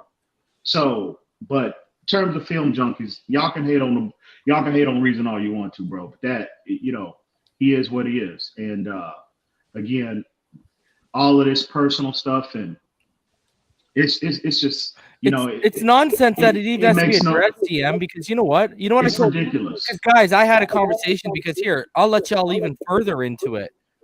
I'll let them even further into it. Why not? Because I'm the most transparent. So guys, I'll prove it again. Jason Sarney. Everyone's probably wondering what happened to Jason Sarney. Okay. There's 61 screenshots. Some of the mods here have seen them for themselves. Okay. Jason Sarney was going to be a part of our training camp show. He was going to basically be down at training camp, and he was going to be our boots on the ground, and he was going to go live with us, and we'd do our training camp show every day. Fact of the matter is, COVID hit, and next year, either me and EM are going to be going down and doing it live from down there anyways. So I said for me and EM, we're going to go a different way. Well, long story short, and everyone's seen it, Jason Sarney got over emotional. It's extremely over emotional, to the point where he was saying we were breaking up with him. He was messaging EM, and I don't want to air EM's business. That's verbatim. That's verbatim too. That's a grown man. That's a grown man telling another grown man you're breaking up with me. That's ridiculous. And EM was getting blown up by Jason Sarney while this was going on, while EM was out of state dealing with a family emergency. Okay, so it was pure nonsense. Anyways, after I dragged his friend Drew Welch over Jerome Baker's first week appearance, Jason Sarney thought it would be a good idea to now hit me up again and stir the pot once more. Lo and behold, I found out Jason Sarney was going around telling people half the story, including some content creators you might be familiar with on YouTube. Okay? I literally had to send every screenshot of every conversation me and him had where it went bad to show what actually happened, because he was only telling half the story. These are the type of people we're dealing with out here, guys. They're not I'm going to tell you right now, another reason why me and EM are hated, and you can say what y'all want, we're alphas. Okay? Betas are always going to hate the alphas. That's not saying everyone out here is a beta, but there's betas out here, and a lot of them are our haters. And you could tell that's why those insecurities arise when they hear us talk about how right we are. Okay? Because normal people who are looking and watching to be informed appreciate finding sources that know their team, know how their coaching staff and their GM evaluate players and what they look for in free agency and draft. A normal, sane fan would think that's amazing. Because that's a gem. A lot of people think, but you got people out here who they think they can just take advantage of it and they can say whatever they want, and it's ridiculous, man. So to all of y'all, don't even watch us, man. Like, if you're gonna hate like that, why are you even tuning in, man? And what's even worse, and I know what's even sadder, is for all of y'all that be hitting the dislike button before we even go live. What do you subscribe to us so you get the notification that we go live so you can come in here and hit the dislike button? I mean, thanks for the subscription, but like, get a life, I guess. I don't know, So Crazy, man. this is kind of become an air it all out little episode here, but like, we gotta call things out the way they are, man. Like, sometimes you gotta let them know. Sometimes they have to hear it. You know what I mean? And hopefully it helps them deal with whatever issues they have internally. If not, hopefully, but if not, that's fine too. But sometimes you just gotta let it out, bro. Let them know at the end of the day. And so it is what it is, because I know people have asked us about what happened to him. So there y'all go. That's exactly what happened. Okay. And people have seen the messages and people are like, yo, this guy's a sociopath or this guy's psychotic. Okay. Telling another grown man you're breaking up. It sounds like you're breaking up with me.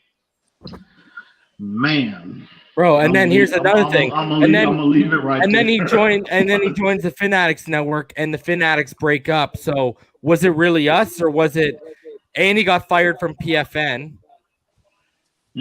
Okay, he got fired from PFN. He did what he did to me and you, and then he goes off with the Fanatics network, and the Fanatics break up, and he's right in the middle of it. So who's the core of that problem? It ain't us. So again. Y'all gotta look. All y'all are haters. Look in the mirror. You may not like the side of the reflection, but look internally, bro. Because don't be looking at our screen and pointing the finger at us. Because again, betas, man. Betas, bro. So it is what it is. I had to air y'all out, and papa, drop that E. I gotta be honest though. I would love to go on TD's play, because I know he ain't coming on this one. I'd love to go on TD's platform and and talk about this Eric Rowe situation. Man, I've heard him trash Eric Rowe. It was after that. I think it was after he was at Baltimore game or that New England game. Yeah, I really would. Well, you don't want that smoke. Yeah, bro. I remember that. He was trashing me too. You remember too? I really would. Yo, you don't want that smoke, B. To be honest, he had a bad game. Hold on, he had a bad game. Say what you got to say, EM. So say. If you listen to TD, unblock me, homie, so I can come on your platform and we can sit down and talk like old times. There's no animosity, bro. I just would love to address it because I remember, because again, it's all about the pushback that we received whenever we were talking about Eric Rowe last year. Oh, can I make this statement too? I don't hate any of y'all. Y'all just motivate me to outwork you. And if you can see from the content, it's clear I do. So keep hating. I mean, it is what it is. Facts. So yeah, man. Can I ask y'all something about that? Because is this going back to last year when we were trying to incorporate Rowe into the defense? Because I know he had a couple of bad showings and I think we were all kind of like, down on him, but I think EM was like, no, bro, I see something else. Don't you remember they wanted to draft Isaiah Simmons to replace Rowe? Mm-hmm. Remember, they didn't want Isaiah Simmons as a free safety. And I was trying to tell him, I said, look, last year, I said, remember? That's why they were in on Isaiah. And I said, Eric Rowe, this is last year. Nothing to do with this. Okay, now I remember. Yep. I said Eric Rowe has solved a 15-year issue with the Miami Dolphins with the inability to cover tight ends. Mhm. I said, why are y'all just because this dude has come out and run a 4-3, and he's a quote-unquote hybrid safety linebacker, you just want to disregard that kind of production that you're already getting from him. He's already producing at this level. There's a lot of uncertainty with any draft pick. I said, you just want to get rid of that too because this guy, he came out and ran a 4-3. I was like, that's ridiculous. But it was just pushback, constant pushback. But it's good to see, it's not all about me being right. It's about, number one, Eric Rowe, to see him blossom into the player that he's become, it's good to see because it benefits the team overall. But, man, I tell you, bro, it was ridiculous. They were like trashing Eric Rowe. It'd be one thing if you did, well, EM, I don't see that. Well, they were trashing him. Finsanity. I'm going to give ball games somewhat of a pass. Somewhat. He didn't go all in like Finsanity and TD did. But they were trashing him. And I said, bro, and to hear him come out and say, I told y'all that Eric is ridiculous. TD should be ashamed of himself, bro. Hey, he should be. He was trashing Needham too now. Don't forget that. I remember that. But, it's what it is, man. It's what it is. But, again, I would love to sit down and talk with TD again, bro. TD, if you listening, you might be, you might not be. Unblock me, homie, so I can come on and we can chit-chat. Bro, I want people to realize if it was up to them, we would have had Isaiah Simmons, who has super, super struggled, or Andrew Thomas. And thank you. Pyromancer is a viewer who's been watching me and EM since we started over on that other platform. And look at what Pyro just said, or Andrew Thomas. So we would either have a struggling left tackle or a struggling positionalist player if we listen to them. Instead of a glimmer of hope at having potentially a franchise quarterback for the next 10 years. Yeah, we were actually having these arguments, guys, okay? Now that I've told you that, now try to believe that we were actually having these arguments. Or here's the best one. Here was the even better one. Derek Brown in the top 5. That was TD's Derek Brown. That was TD's guy. Was Derek Brown. How's he doing? Is he not doing good? Have you heard his name called this year at all? Nope. No, he's actually doing decent. No, he's actually doing decent. Decent. Decent. You don't draft. I don't draft decent in the top 10 or in the top 10, brother. Would never mind top 5, bro. I don't want decent in the top 25. He's not the next Warren. I don't want decent in the first round, bro. Now that we're being real specific, okay? Yeah, that's what I'm talking about. I think he said he was going to be the next Warren Sapp. I'm telling you. We called it, bro. Here's the problem with Isaiah. Here's the problem. Okay, and I had this conversation with so a lot of people are wondering about Micah Parsons' position in the linebacking core. At least with Micah Parsons, he's a positionless linebacker. Isaiah Simmons was a positionless player. What's scarier to you? At least we know where Micah Parsons fits. You don't draft that in certain. And let me ask you this, and y'all know I've mentioned this multiple times because I've said I don't want us to screw up if Devontae's sitting there. Looking back, wasn't Kyler Murray right when he said draft CeeDee Lamb at 8, don't draft a defensive player? Yeah. And imagine if they would have had EM, everyone else. How much more worried would we be walking into this weekend if they had CeeDee and DeAndre and then Larry and Andy Isabella and Christian Kirk? Then you'd be okay. Now this is a little bit of an issue, but they don't. So, you know what I mean? It's not about – I'm not worried, like getting back to this game on Sunday. I'm not worried about the boundary because, like I said, DeAndre has lined up a lot on the left side this year, and Byron's been on the right side for our defense, so they'll be matched up most of the time. Just even by if you look at how the sides they've been playing this year, not even if you just go 1 versus 1. And then X.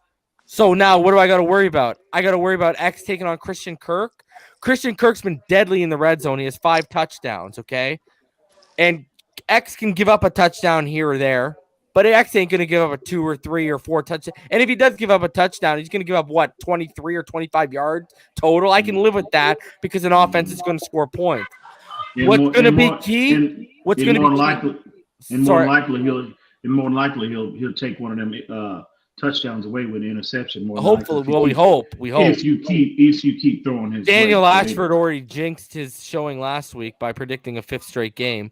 Anyways, and then here's the thing. Now Larry Fitzgerald. I expect Eric Rowe to be on Larry Fitzgerald a lot because they run a 4-man personnel, and they don't really they really, when you look at it, they mainly run the 10-man. They don't really use a tight end very much. So Larry Fitzgerald kind of takes on more of that tight end role. So I expect that to be the matchup. So now it's about Andy Isabella is consistent. So, it's going to be about, we got to win those slot battles. Eric Rowe's got to continue to be how he's been. And whether it's Needham or Perry, they got to keep the laundry off the field against Isabella. When it comes to our defense, when when our edges are getting arced out wide, try to keep it tight. Don't go too wide because you don't want gaps to widen so we can slide out or step up and move out of those gaps. You don't want to see that because then Kyler can improvise, right? So, I like our chances defensively. My thing is just we didn't see about the offense. Yeah, and that's just based off, does Tua have the potential to be the top 5 quarterback in the NFL, top 3? You know me. I've said this. Yes, he does. Problem is, I got to look at it objectively, and just in my objective opinion, we didn't see enough from Sunday for me to say that we're going to consistently sustain drives. We're not going to have to deal with 3 and outs, i.e. after a turnover or just naturally where they get the ball back after the defense just had a good drive for us, but now they're back out on the field. And another thing, EM, if you look at us against the Rams, when did the Rams start to put up points against us, right? When they were in that no huddle. Well, we're about to face, and we're about to face the number 1 no huddle offense in the NFL. So it's even more important on the offense sustaining drives. And it's not so much about Tua. I wouldn't like any rookie throwing 30 or 40 times a game. And I don't know what we have. Like Salvin Ahmed needs to literally come in and duplicate Gaskin or better. Because I don't care what you tell me, EM. I don't care what anyone in the comments tell me. We're not getting that from Jordan Howard. Okay? No. I don't think we might get 40 yards and 20 yards through the air for Laird, maybe. But Ahmed has to be that X factor in the backfield. And this is supposed to be the Myles Gaskin 2.0. Show me, young boy. So, my problem is with the running game, and the offense hasn't shown me anything on tape. And it's a bad thing for my prediction, but it's a good thing for us offensively because the defense doesn't know our full capability on offense right now. They don't know what Chan Gailey and the staff is fully comfortable with because none of us do. So I just got to look at it objectively. I look at Arizona could put up mid-20s. Like I could see 25 to 31 points. I don't know if I could see that from our offense or us putting it on the scoreboard unless the defense, because I predicted 33-17 and one of those scores was going to be from the defense for us. So I predicted 10 points from our offense, which is actually an improvement from last Sunday. But I can't sit here and say, okay, our defense is going to turn the ball over 3 times and our offense is going to turn it into 13 points. You know what I mean? I can't say that definitively. So, do I, like y'all saw me on Twitter today, dear creator, please give me the strength to accept the fact of I'm wrong when this is all said and done. And the man you blessed with your left arm goes out and plays a better game than that man known as Kyler Murray. I hope I'm the wrongest person in the world on Sunday. I will happily eat crow. I'll even pour some ketchup on that bitch. But what I'm saying is, I just don't know. I objectively, taking the fan away from me, I can't say that. So, and that's legitimate. That's legitimate. Oh, that's a legitimate concern. The offense, obviously, because I truly believe. I think Kyler Murray just like, and I said this from day one, if we're healthy, we have all of the components of our secondary healthy. I think every quarterback, including, with the exception maybe of Patrick Mahomes, and he might even struggle.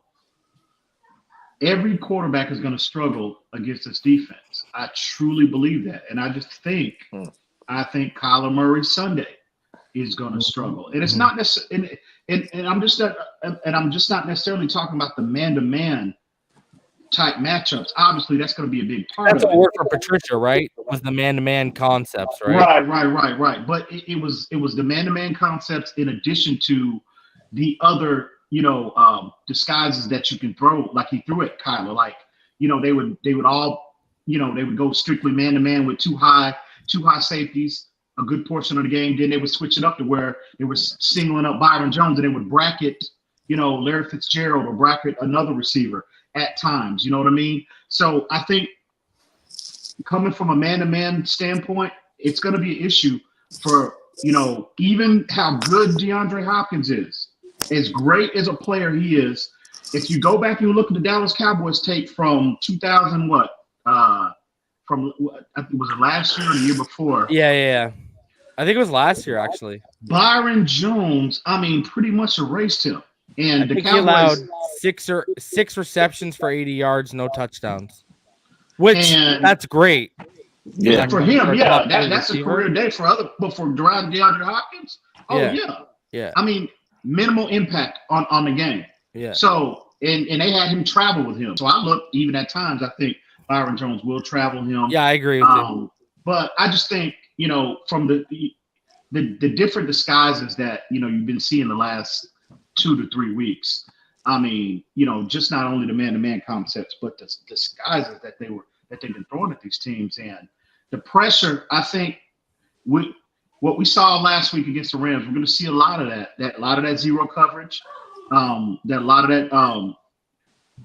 consistent pressure. You know what I mean? I anticipate the same, similar. Now, I'm not saying they're going to defend him exactly the same, because Kyler Murray offers, a different, he's a different type of quarterback than what Jared Goff is. But I think, you'll see a lot of the similar concepts that they threw at the Rams last weekend. I just think Kyler's going to struggle. Now, that's a legitimate concern, and I'm concerned as well with this offense. The lack of, number one, the lack of a running game.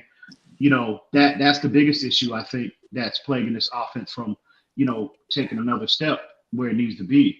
And, hopefully they can get it fixed and get in. Like, I listened to Brian Flores earlier this week, and he talked about the running game. Hopefully we see improvement this week.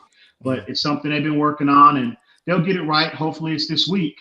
But, if we don't get that running game going, Tua is going to have to assume a lot of that, a lot is going to be put on his plate this week, which is you want to see, because it's time for Tua to put his big boy pants on. You know what I mean? I don't want to hear this coddling. I don't want to hear this, well, they're protected. No, you're a professional, bro. I don't know. You're a grown man. You're a professional. It's time to go earn it. Time to go get it. And I want to see them put more onto his plate. And either he's going to sink or he's going to swim. Yeah. I think he's going to swim. We're not going to know that until he's put in that situation. Wow. I think Tua is ready physically. I think he'll be more ready mentally this week. So, like I said, I think Kyler is going to struggle. And, it's tough to call this game, because I'm with you, Reason. I do have big concerns about this offense. It's just a lot we don't know. You know what I mean? There's too many variables, it's right? It's just a lot that we don't know. Like, I definitely wouldn't bet on this game. I'll tell you that much. Yeah, it's just a lot. And as good as our defense is, Kyler Murray is a threat. DeAndre Hopkins is a legitimate threat. That's what I was going to say to you, Em. You don't even know how effective the zero blitz is going to work, because we can both agree, it's without a question, he's far more athletic and far more speedy and has far more fleet feet than Jared Goff does, right? Like, Kyler Murray can legitimately outrun the pressure. Legitimate. The thing is, that's what I'm like. I don't know if you watched the show yesterday at a ball game, but one of the keys was containing Kyler Murray, because it's when he gets outside the pocket and corners, safeties, and linebackers get off their spots, get off their marks. That's when you start having problems for me. And Kieran asked, where who do you think will spy Kyler tomorrow, or will they switch it up? And honestly, Camus Grugier-Hill to me is the perfect athletic profile to do that tomorrow. You could also use Jerome Baker because he has that elite pursuit speed. I'm not a fan of his read and recognition skills. So I think Camus Grugier-Hill has the profile to do it if you're going to send one guy all game. You know, when they bring pressure, you know, they just have to be more disciplined. They can't just completely you can't sell out. Yeah. You just can't completely sell out when you're defending Kyler Murray or a player that has a skill set. You just got to be disciplined. You know, when you get your hands on him, you just got to wrap him up and get him on the ground. But you know, I don't. Kyler getting out of the pocket, he's gonna make plays. That's you know, you're not gonna completely, you know, shut him down from making plays, you know, with his legs. That's, you know, it's nothing to. It's just you have to minimize the big plays. You know what I mean? So, which and if you allow them, you got to get some yourself, brother. Soto asks, spy Baker, 0 blitz, be efficient in the red zone, and we win. Contain Kyler too, of course. What do you think? Well, I'm with you. The run game, my friend. You got to highlight the run game, Soto. We need this run game for that offense, brother. I agree with everything. We definitely have to be efficient. And Tua, again, and what I mean by being more put onto his plate, I mean, I'm not saying that he should be throwing the football 30 times. I think he should be. Yeah, but everything doesn't have to be a low drive or like a quick speed out or you know what I mean? Like, let's start testing some coverage here, bro. I agree. I want him to be efficient on third down. You know what I mean? But we also need separate. And here's I want to say, EM, as you continue on, Tua can only do so much because even with Fitz, these guys were having problems with separating. But I mean, what can you do about that? I agree. But what I'm saying is, you know, when you got guys who aren't natural separators, even if you place the ball perfectly because of the tight window, some are going to get broken up. Is all I'm saying. Like, well, yeah. And you got to catch the football, bro. That's another thing. Yeah. Like, I agree. You know, but the thing with Tua, like we talked about this privately, Tua is just it.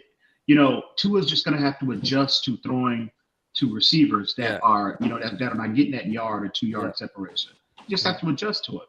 And again, that's what that timing. That's why they're staying after practice every day, trying to get that timing, trying to get that rapport, to develop that rapport. That's what they mean by these receivers. You have to adapt. The quarterback has to adapt to each and every receiver's skill set.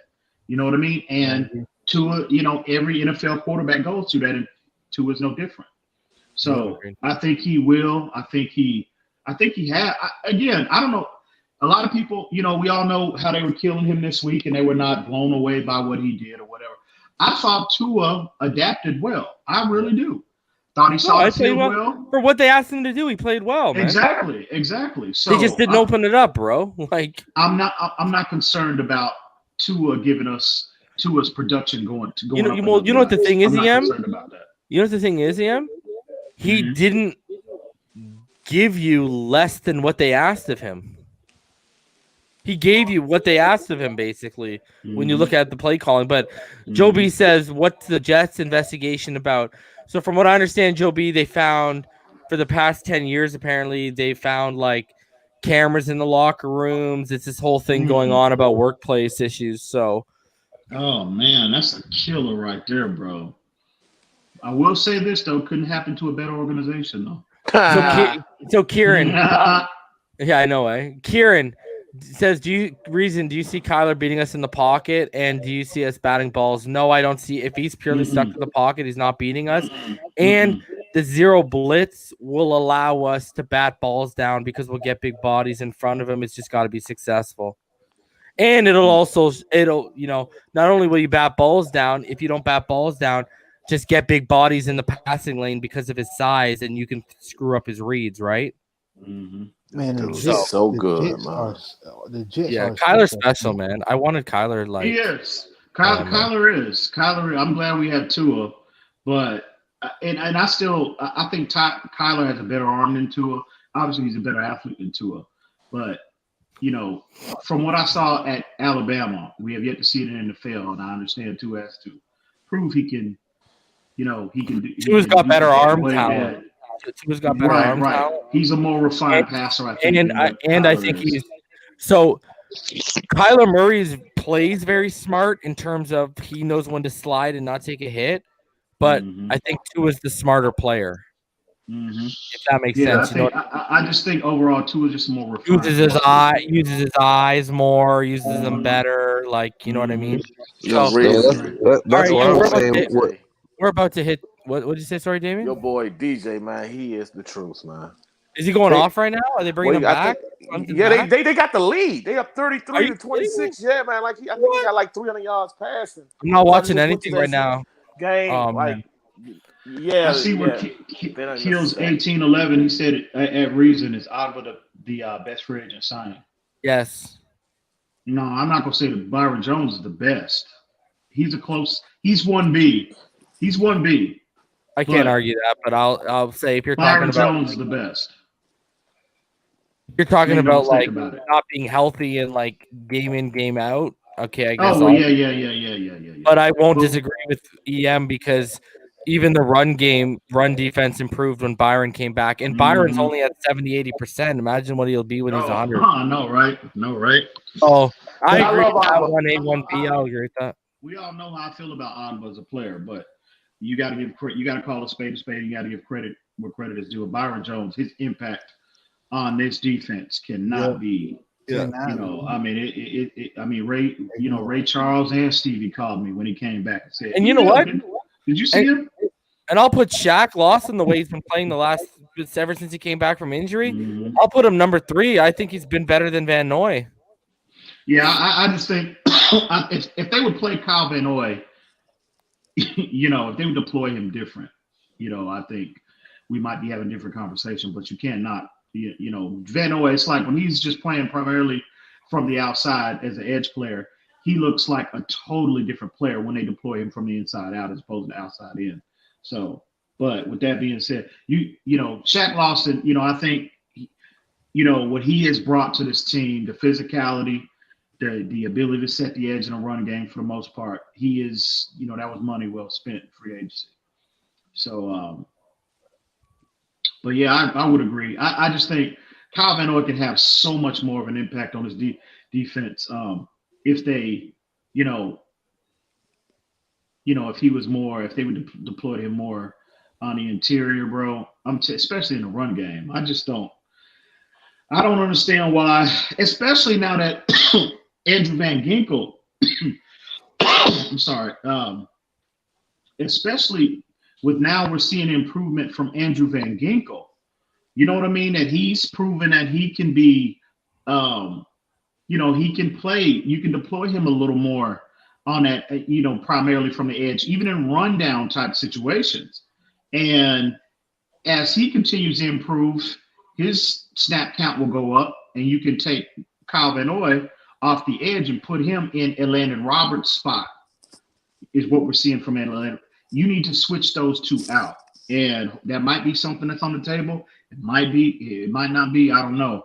But yeah, because they seem hell-bent on leaving. I'm talking about from a base perspective. They seem stuck. They're going to leave Ogba as a 3-tech in our base. And you're getting production from him at this point, so you can't, I can't sit here and debate them on that one. But I just think Kyle Van Noy you would see the type of impact he had in New England if they were to deploy him in that format. But I don't know, man. We'll see how, how they are. Their game plan changes from week to week, and schematics, personnel groupings, a whole 9. So that might be something on the table. It might not be, but I just think Kyle Van Noy would just have a tremendous, in particular, especially in the run game, in run defense, if they deploy him that way. But it's what it is. Rick and Tick, I haven't checked yet. I'll check right now. Shout out to the homie Rick. Rick, you need to hit that. You need to get on the panel, bro. We haven't seen you in a while, man. On the round table, son. On the round table, son.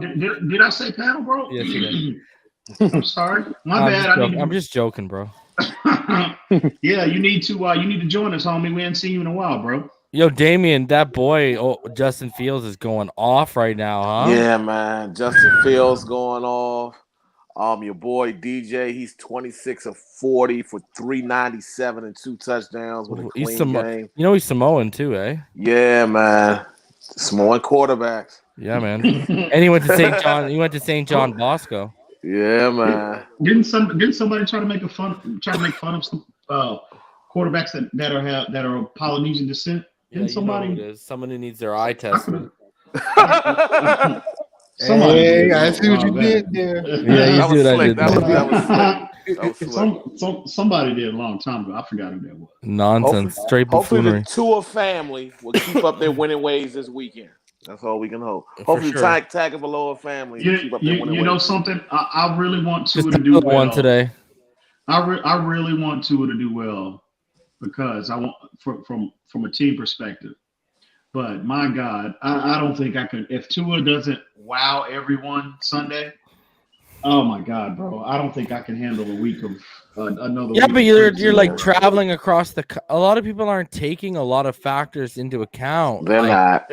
They're taking that casual fans. You're traveling across the country. You got this depleted and somewhat new running back core right now. Like, just people aren't taking a whole bunch of stuff into account here. And they got stars in the secondary. Patrick Peterson, Buda Baker. They got stars in the secondary. Buda's the man, bro. Like, yeah, you know. Patrick hasn't been that good this year, though. Yeah, he's took a step back.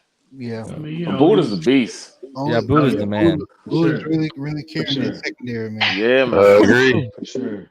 And yo, if you guys want to become a Finside the NFL Patreon, patreon.com/Finside the NFL. Shout out to each and every one of our Patreons: Infinite Trauma, Rhino Sith, Fake Spike, Shake Money, Joe B, KALD, Ramon Casilla, Seth, Mr. Two Bits, Slim Pickin, the homie Ricketic, Big Time, Red Dino, and Marino's Goat. Shout out to each and every one of you for supporting the channel. And as usual, guys, for this week only, go check out patchvibes.com. Use code FINSIDE for 25% off. And if you want to check out the official merch shop, go check out teespring.com/stores/FINSIDE the NFL. We got 5 different styles up right now. So go check each and every one out. If you see something you like, go ahead and grab it because those sweaters are nice. I'm telling y'all right now. But we just hit the 3-hour mark. Let's get some final thoughts here, and we'll save UEM for last. Esteban, are you there, homie? Yeah, I'm here, bro. I'm here. Give me your final thoughts before we get out of here, buddy. Man, I disagree with you guys. I agree with you what y'all were saying earlier about Tua being a little bit more refined. I think it's just his passes just seem to look a little cleaner than Kyler's, in my opinion. A little bit more accurate. He hasn't shown it at the NFL level, but I get the gist of what you guys were saying. From what I've seen from Kyler, put some pressure on him. He throws some bad balls, so that's what I'm hoping. Get pressure on him, make him get rid of the ball, make him throw some bad balls, and maybe we'll get a pick 6. That's what I'm hoping for this week. I hadn't seen it from the defense, so that's what I'm hoping for. Pick 6. I'm gonna go and say that we're gonna win 27-17. Nice. All right, Damien, give me your final thoughts, brother. Final thoughts and prediction. Go ahead, bro. All right. I just want our linebackers to be disciplined. Let's keep Kyler contained in the pocket. I'm confident in Tua. He's gonna show everybody why he was the best quarterback in this past draft class. Running back by committee, we can just accumulate anywhere from 85 to 110 yards rushing. Combined effort, that's all we need. I'm confident in our secondary. Let's put heat on Kyler Murray. I think the final score is going to be 23-20 Dolphins. Dang, that's close. That's what's up. That's what's up. Nail biter, bro. Oh, it's going to be a good game. It's going to be a good game. 2 good teams. I'm nervous. All right, so Pyro, let me hear your final thoughts, bro. Well, I just hope that contain this man, because that man is quick. He's fast. I forgot what they call him, a mouse or something, man. That guy is hard. Mighty Mouse. Mighty Mouse, man. The man is. I mean, for somebody so short and so little, just to be moving that quick, it's like almost impossible, man. That guy is. I would say, in terms of mobile quarterbacks that we have faced so far, he's going to be the toughest one. Mhm. I mean, that's going to be a real test for this defense. We got to see if we can contain them. There'll be a huge step up for the defense because Mortal Kombat's always give us some headaches, man. That's been for decades so far, man. But Your prediction? I'm going 28-17. Dolphins win. It's gonna be. Love Yeah, Love man. it. It's gonna be a good one, man. Yeah, Dolphins would be 16-0 if we followed all your guys' predictions. All right, EM. let's get I'm optimistic. that goes for EM too, by the way. All right, EM. Rhino Sith. Shout out to your homie. Oh yeah, You need to he's get- coming backstage. Don't worry. Okay, yeah. EM wants But you anyway. backstage, Rhino. After so, all right, in case. But yeah, man. Just looking for our team to continue to build upon what they've established Mhm. the last 2 weeks. I think this defense is legit. I think we are built to match up with pretty much any team in the National Football League for the most part. That run defense is still a concern of mine, but it's a work in progress, and hopefully we'll get it right as the season progresses. But I think Kyler, I got the utmost respect for Kyler Murray, the player, but at the end of the day, I think our secondary matches up extremely well, and with their wide receiving core, and they're a team that primarily, and the reason I talked about this privately, I'm not really concerned. My concern from a defensive standpoint with any team in the National Football League, I'm not concerned with teams that pass the ball primarily. I'm not concerned with that because I think we just have the overall depth in the secondary, safeties, cornerbacks. We can match up with any team. It's just those power, those teams that take a more run-based approach, and they have that power running, and that is what concerns me the most. And obviously, the Arizona Cardinals does not fit that description. So, with that being said, I anticipate Kyler Murray struggling, but our offense, I have to agree with Reason. I hate to agree with him, but it's a concern because we just Thanks, a lot Bill. that we don't know about. I'm just trying to be objective with you, and it's a lot that we don't know. It's a lot of uncertainty. In a lot of that is pointing in the direction of Tua Tagovailoa. If Fitz was playing, I would have no problem at all saying the Dolphins was going to be, 31, probably 17. No issues. But with Tua playing, it's just a lot. We all know how I feel about him, the player. But it's just a lot we don't know until he proves it and quiets a lot of these concerns. We're going to, this is just going to be an issue. And with that being said, I still think the Dolphins will muster up enough. I think they'll be more, the offense will be more complementary to the defense. I don't think the defense will be out there like we saw last week against the Rams. And I think we will generate enough offense, just enough to be, to complement our defense. And I think the Dolphins will win. Jesus. 23. I'll say 24. I'll say 24-17. That's right, EF. All right, so I'm going to stick to my initial prediction because I don't backtrack. I believe it was 33-17 Arizona. I agree in terms of the running. The only problem is this team. Big time. This team runs it really well out of the spread. Another thing that you look at how easily they were moving the ball against us in terms of the LA Rams when they were in the no huddle. Now we're dealing with the number one no huddle offense in the NFL. Especially if, here's the thing, this is what worries me if we go into deeper context with the offense.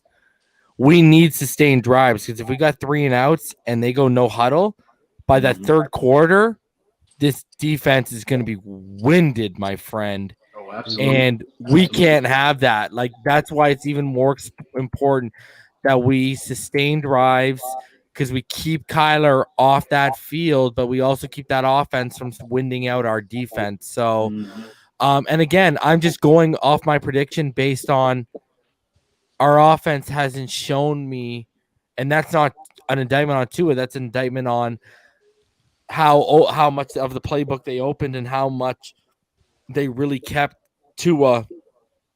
Well, how they really handcuffed him last Sunday. Like I said, none of us know what the coaching staff fully expects from Tua and this offense because they didn't show us anything.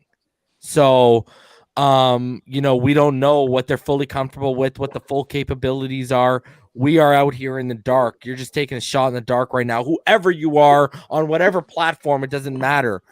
And that's what you're doing with the prediction anyways. I'm just saying it's kind of an extra shot in the dark because of this offense. I do expect the defense to have a good game, even though they put up 33 points. I just fear that we're going to suffer from 3 and outs. And, you look at the Rams. We had a great game against them defensively, but they were on the field for over 36 minutes and they put up a lot of yardage to back that up. It's just inevitable if they're on the field a lot. I will say this, though. The Rams have a much better defense than the Arizona Cardinals. 110% agree with you. Not going to get the slightest argument with me at all. Problem is, we still don't know what the hell to expect. You know what I mean? Like, I was going to say with that being said, but I still agree with you. I still agree with you 100%. It's just like, so much unknown. Their front seven is a joke compared to the Rams. I'll be the first one to. If Gailey in that second half get on that recliner by that fire with that coffee on that that's my problem, too. I'm telling you. There you go. Pyro is making the point too. Historically, too, whether it's been Fitz or Tua, for some reason, once the adjustments are made and we get out of the most scripted part of the game, which is the first half for the offense, the pedal comes off and we tend to let teams hang around. I mean, if the Rams don't shank that field goal, that's an 8-point game. And you got to open up Tua because now you can't afford.